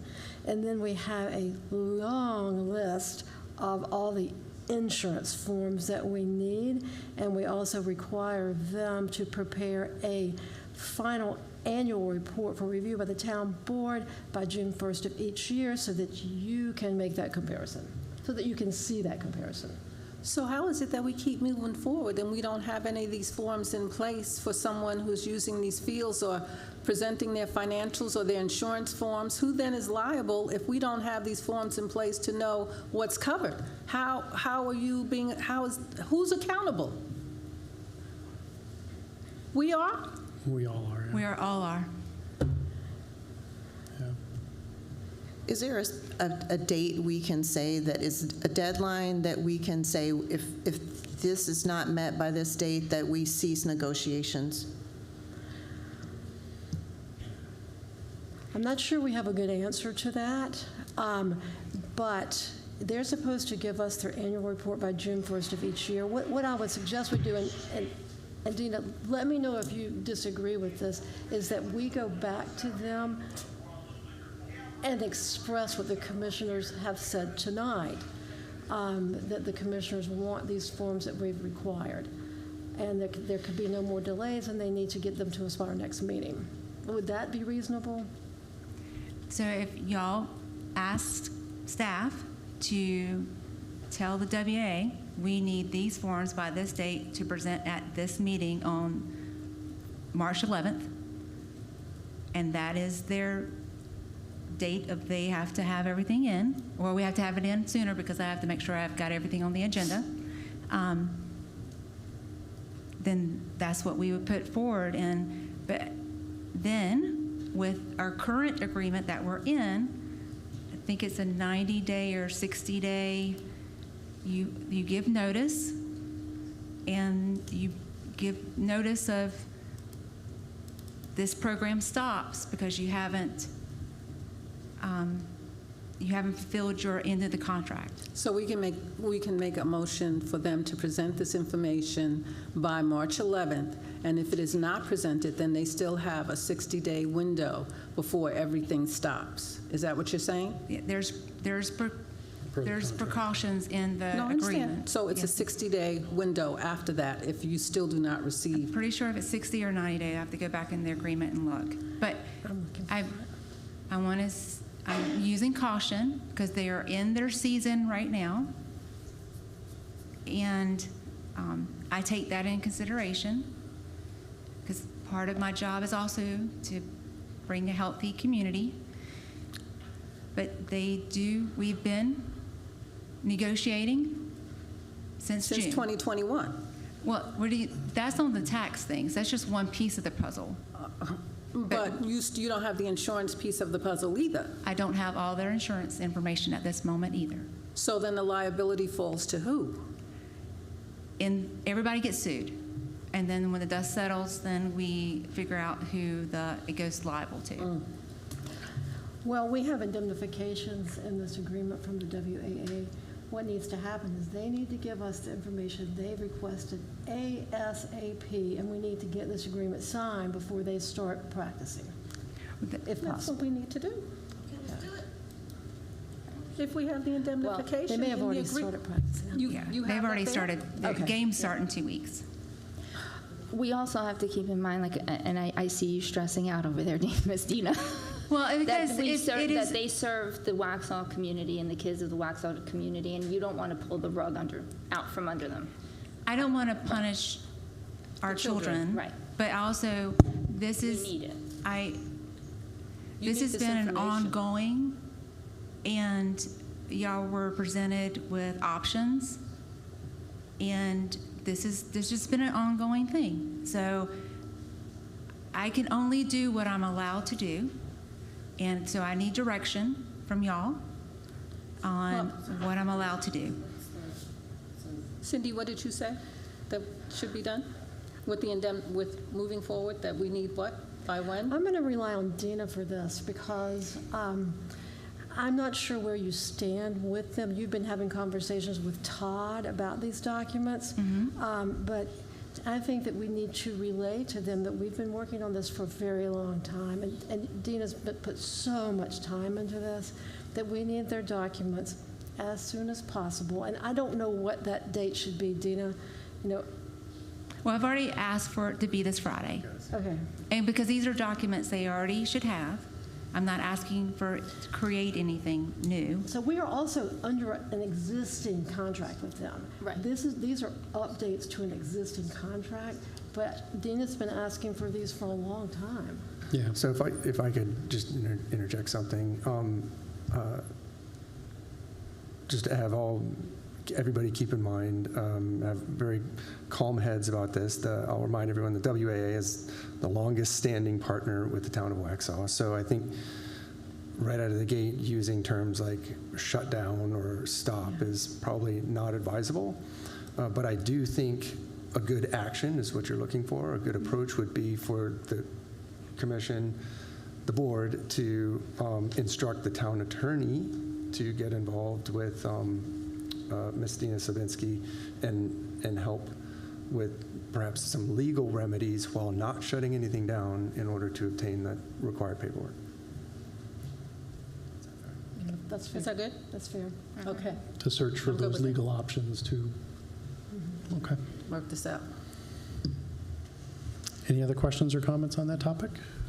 Dina, you feeling good about a path forward? Yes, me and Cindy has actually been working really well together about the agreement, and we talk probably weekly about it, so that works out. Any other questions? Mayor, I think my biggest concern is the time that you don't have, they haven't given you their insurance information, which I think puts all of the potential liability on the town. You should have a copy of their policy naming the town as additional insured. And if you don't have that, I mean, we have no proof that they have insurance right now. Well, that would be my biggest concern. We do have an agreement with them, and this is an update to the agreement. And in this agreement, there are some indemnification clauses. And just because we don't actually have their insurance certificate in front of us doesn't mean that they're not liable or potentially liable if something happens on the field. But I will get as involved as you would like for me to be to try to get those documents from Mr. Todd. Yes, ma'am. Okay. Thank you very much. So I think, do we have to make a motion for that then? To instruct, are we good? Instruct you, or are you good? I'm good. Okay. All right. We'll talk tomorrow. Sounds good. Okay. Thank you, Dina.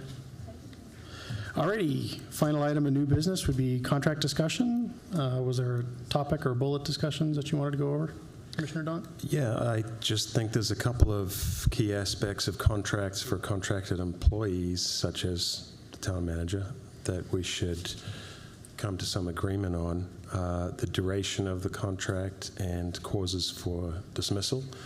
Regarding duration, it might surprise you to know that in September 2023, a 5-year contract was signed with our now former town manager, recently exited.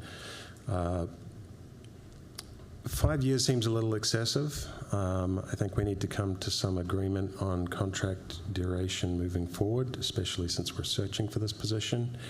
Regarding causes for dismissal, local residents have noticed that construction has begun in the Forest Creek Preserve development despite a requirement in the original zoning that the traffic light at 75 in Rehoboth be constructed first.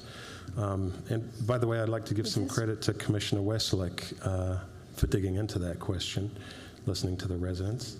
Is this was this part of the agenda item that you added? Yes.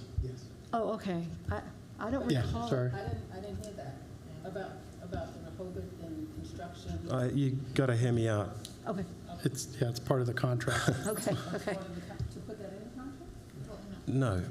this is regarding putting in the contract safeguards of what we would consider cause for dismissal. So, as I said, the local residents have noticed that construction has begun in the Forest Creek Preserve development despite a requirement in the original rezoning that a traffic light be constructed at 75 in Rehoboth first. The Forest Creek Preserve development was approved back in August of 2020 with the condition that no certificates of occupancy would be issued before the construction of the traffic light. Fast forward to October last year, the outgoing assistant town manager signed a transportation mitigation agreement with the developer that exempted certificates of occupancy for 28 homes from the traffic light requirement instead of 0 homes. This action overrode the board's previous decision because the developer signed the agreement in good faith. They would have cause to sue if we were to try and back out of the agreement. I think to avoid this situation in the future, we should state in future contracts that if the town manager or their staff override board decisions, it will be cause for dismissal.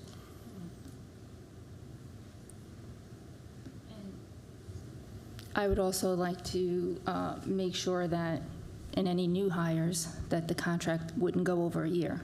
We don't know the leadership style of anybody coming in. We don't know how they'll work out, and we need to make sure it's good for staff and it's good for the town. And to do more than that would really be a dereliction of duty, and we need to make sure the taxpayers, we're going to be good stewards of the taxpayer money. And so I just want to make sure whoever it is, whether it be the town manager or any other contract employee in general, that we do 1 year at a time until they're proven to be good for the staff, good for the town. I think that this is another item that we need to really look into. As far as 1 year for a town manager, a lot of municipalities do not do that. You get at least 2 to 3 years for a town manager, because if that town manager is coming to the town of Waxhaw from Ashmagash, and they're moving their family and relocating and coming here, you may not get a candidate who wants to relocate and stay or just work for 1 year. You can have a reevaluation of that candidate after a year. You can put other clauses in the contract where if things are not working out within that year, you give them a certain period of time. You can put things in there that says with or without, with or without cause, that they can be terminated, but there need to be other conditions and things that are placed in that contract instead of just saying you only have 1 year. So this is something else that needs to be worked out, talked through, spelled out, and looked at in a little more detail, I would think, than to just say, just give the candidate 1 year. Well, that's why we're having a discussion. Okay, well, this is the first I've heard about this now, so to have that discussion and then to think off the top of the head as to say yes or no to this is something that... Well, I'm sorry to interrupt, but would you agree then a 5-year contract off the bat wouldn't be a great idea? Wouldn't offer anybody a 5-year contract right now. That's Would good not to do know. that. Well, and you bring up a good point about That's a people great moving commitment. from afar, right? But that's a good reason to look for people who are in North Carolina. It's not particularly. It depends on the candidate. It depends on the experience. It depends on their background. It depends on a It's whole one lot good of things reason. because It's one good reason. It's a reason, but it may not be the reason that we need to specifically state that is a good reason that we need somebody from the state of North Carolina, because you can get candidates who are not from North Carolina or who do have town manager experience that it's not specific to the state of North Carolina, but in going through rules and statutes and regulations, if you're familiar with that, you can familiarize yourself with that. You can go into the league or other areas to work with people and go with other town managers to get that additional knowledge and working knowledge that you may need. So there are other factors to consider. in making that type of decision. I think it's much more preferable, though, to have someone who can hit the ground running, who has North depends. Carolina experience. It depends. That's all I'm saying. It just depends. I think it's prudent to have someone from North Carolina. We've had other town managers, and even other municipalities have had town managers where they have recruited from other states, other areas, and they've worked in the state of North Carolina, you know, and they came from other areas. I mean, they could have come from Oshkosh, and it still worked out. So I'm not saying that it's prudent, it's necessary, it's not necessary, but I do not think that it is the all-in defining factor of what is absolutely needed. But wouldn't you want to give preference to North I would Carolina want a good experience? candidate who has good experience, who is open to learning, growing, and who has a background that can be worked with for the town in the best interest of the town. So you wouldn't consider North Carolina as experience as a factor then? I didn't say that. I said what I said. How much weight would you put on it? Okay? I mean, this is I'm what not we're trying to putting decide here. I'm not putting an all-in weight on that. I mean, you have attorneys who come from other states who can work in the state of North Carolina, who are admitted, but they didn't go to a North Carolina school to learn North Carolina law. Okay, but they work in the state of North Carolina now, and they are registered attorneys. Same thing for a town manager, same thing for other people who come from different areas. You could move from New Jersey to North Carolina to work here, okay? You didn't live here in North Carolina. It's a little You different. didn't work I mean, here in North Carolina. But I'm your not whole interpreting life, the law. Okay? It's- All right. I think. But you're making decisions based upon somebody being in North Carolina for this particular reason. So Yes. I don't think it's an all-in. I'm going to that make you a have to last have that. comment, and I'd like to say that whoever it is should have a one-year probationary period. I agree. I think the Okay. agreement is a Well, I'll five-year say it again contract's if you not a need good me to. idea. All righty, so be it. With no further discussion, we will move it to town leadership reports. Mr. Hicks. Just a couple items here for you. The staff has been working with Deborah, let's say Conrad, and we have our final list of the projects you want to move forward to the General Assembly, and we should have the final draft on March the 7th, which we can get to her, sooner than she was asking for. So we'll, as soon as we get the final copy, we'll give you a copy of it also. And the other item, Dina wanted me to mention, you got movie night March the 7th. Tell me if you're interested, and you got litter sweep on April the 12th, and we do need volunteers if anybody wants to pick up trash. So, and that's all. Keep the town clean. All righty. Next up, Chief Dex Wilson. Good evening. I'm Dex Wilson. I'm your Chief of Police. I'm from North Carolina. I'm only asking for a 3-year contract, so let's go. All right, so tonight I want to showcase the patrol division. Normally I go through the stats for investigators and narcotics and all that kind of stuff, but I'm really proud of what patrol has done. So during the month of January, 165 uniform citations, 217 warning citations. So their warnings kind of outweigh their uniform citations, but they police with compassion. I like that. 22 arrests, 43 arrest charges, 84 reports, and 3,217 calls for service. I would really like to recognize a brand new officer that we have who came from North Charleston, South Carolina. She's not from North Carolina, but she came from South Carolina. She is in BLET currently, but we were allowed to swear her in 1 year prior.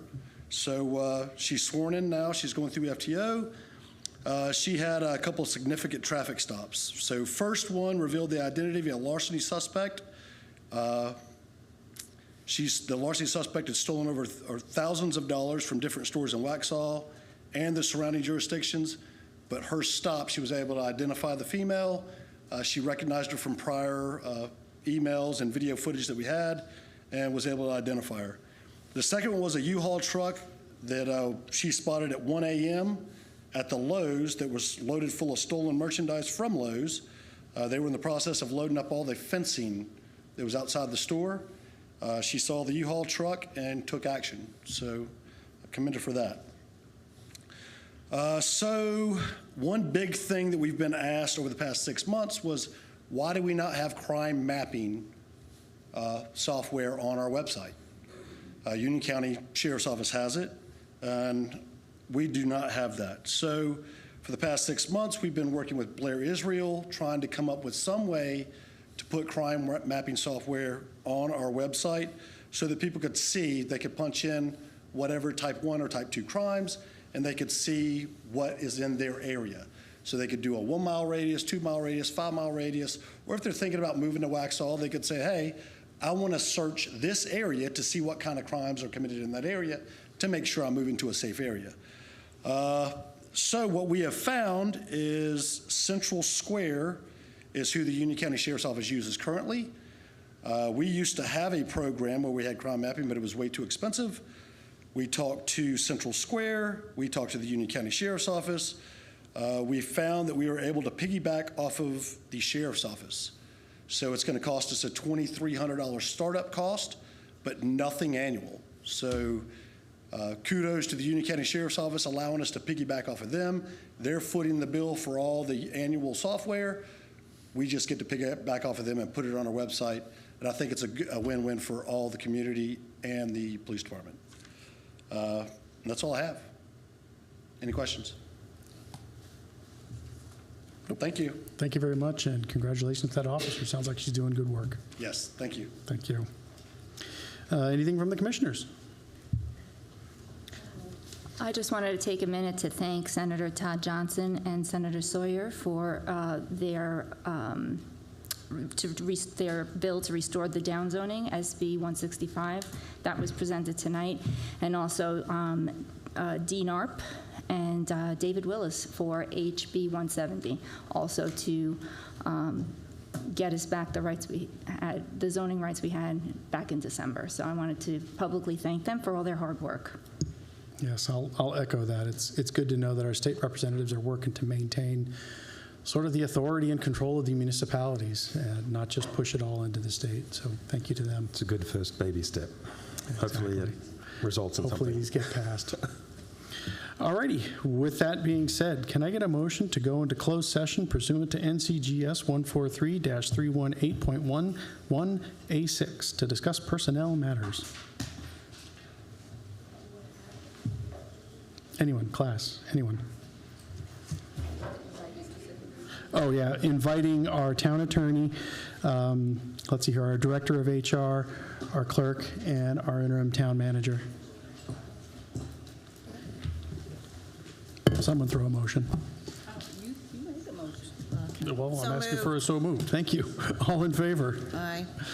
We are now in closed session. Thank you.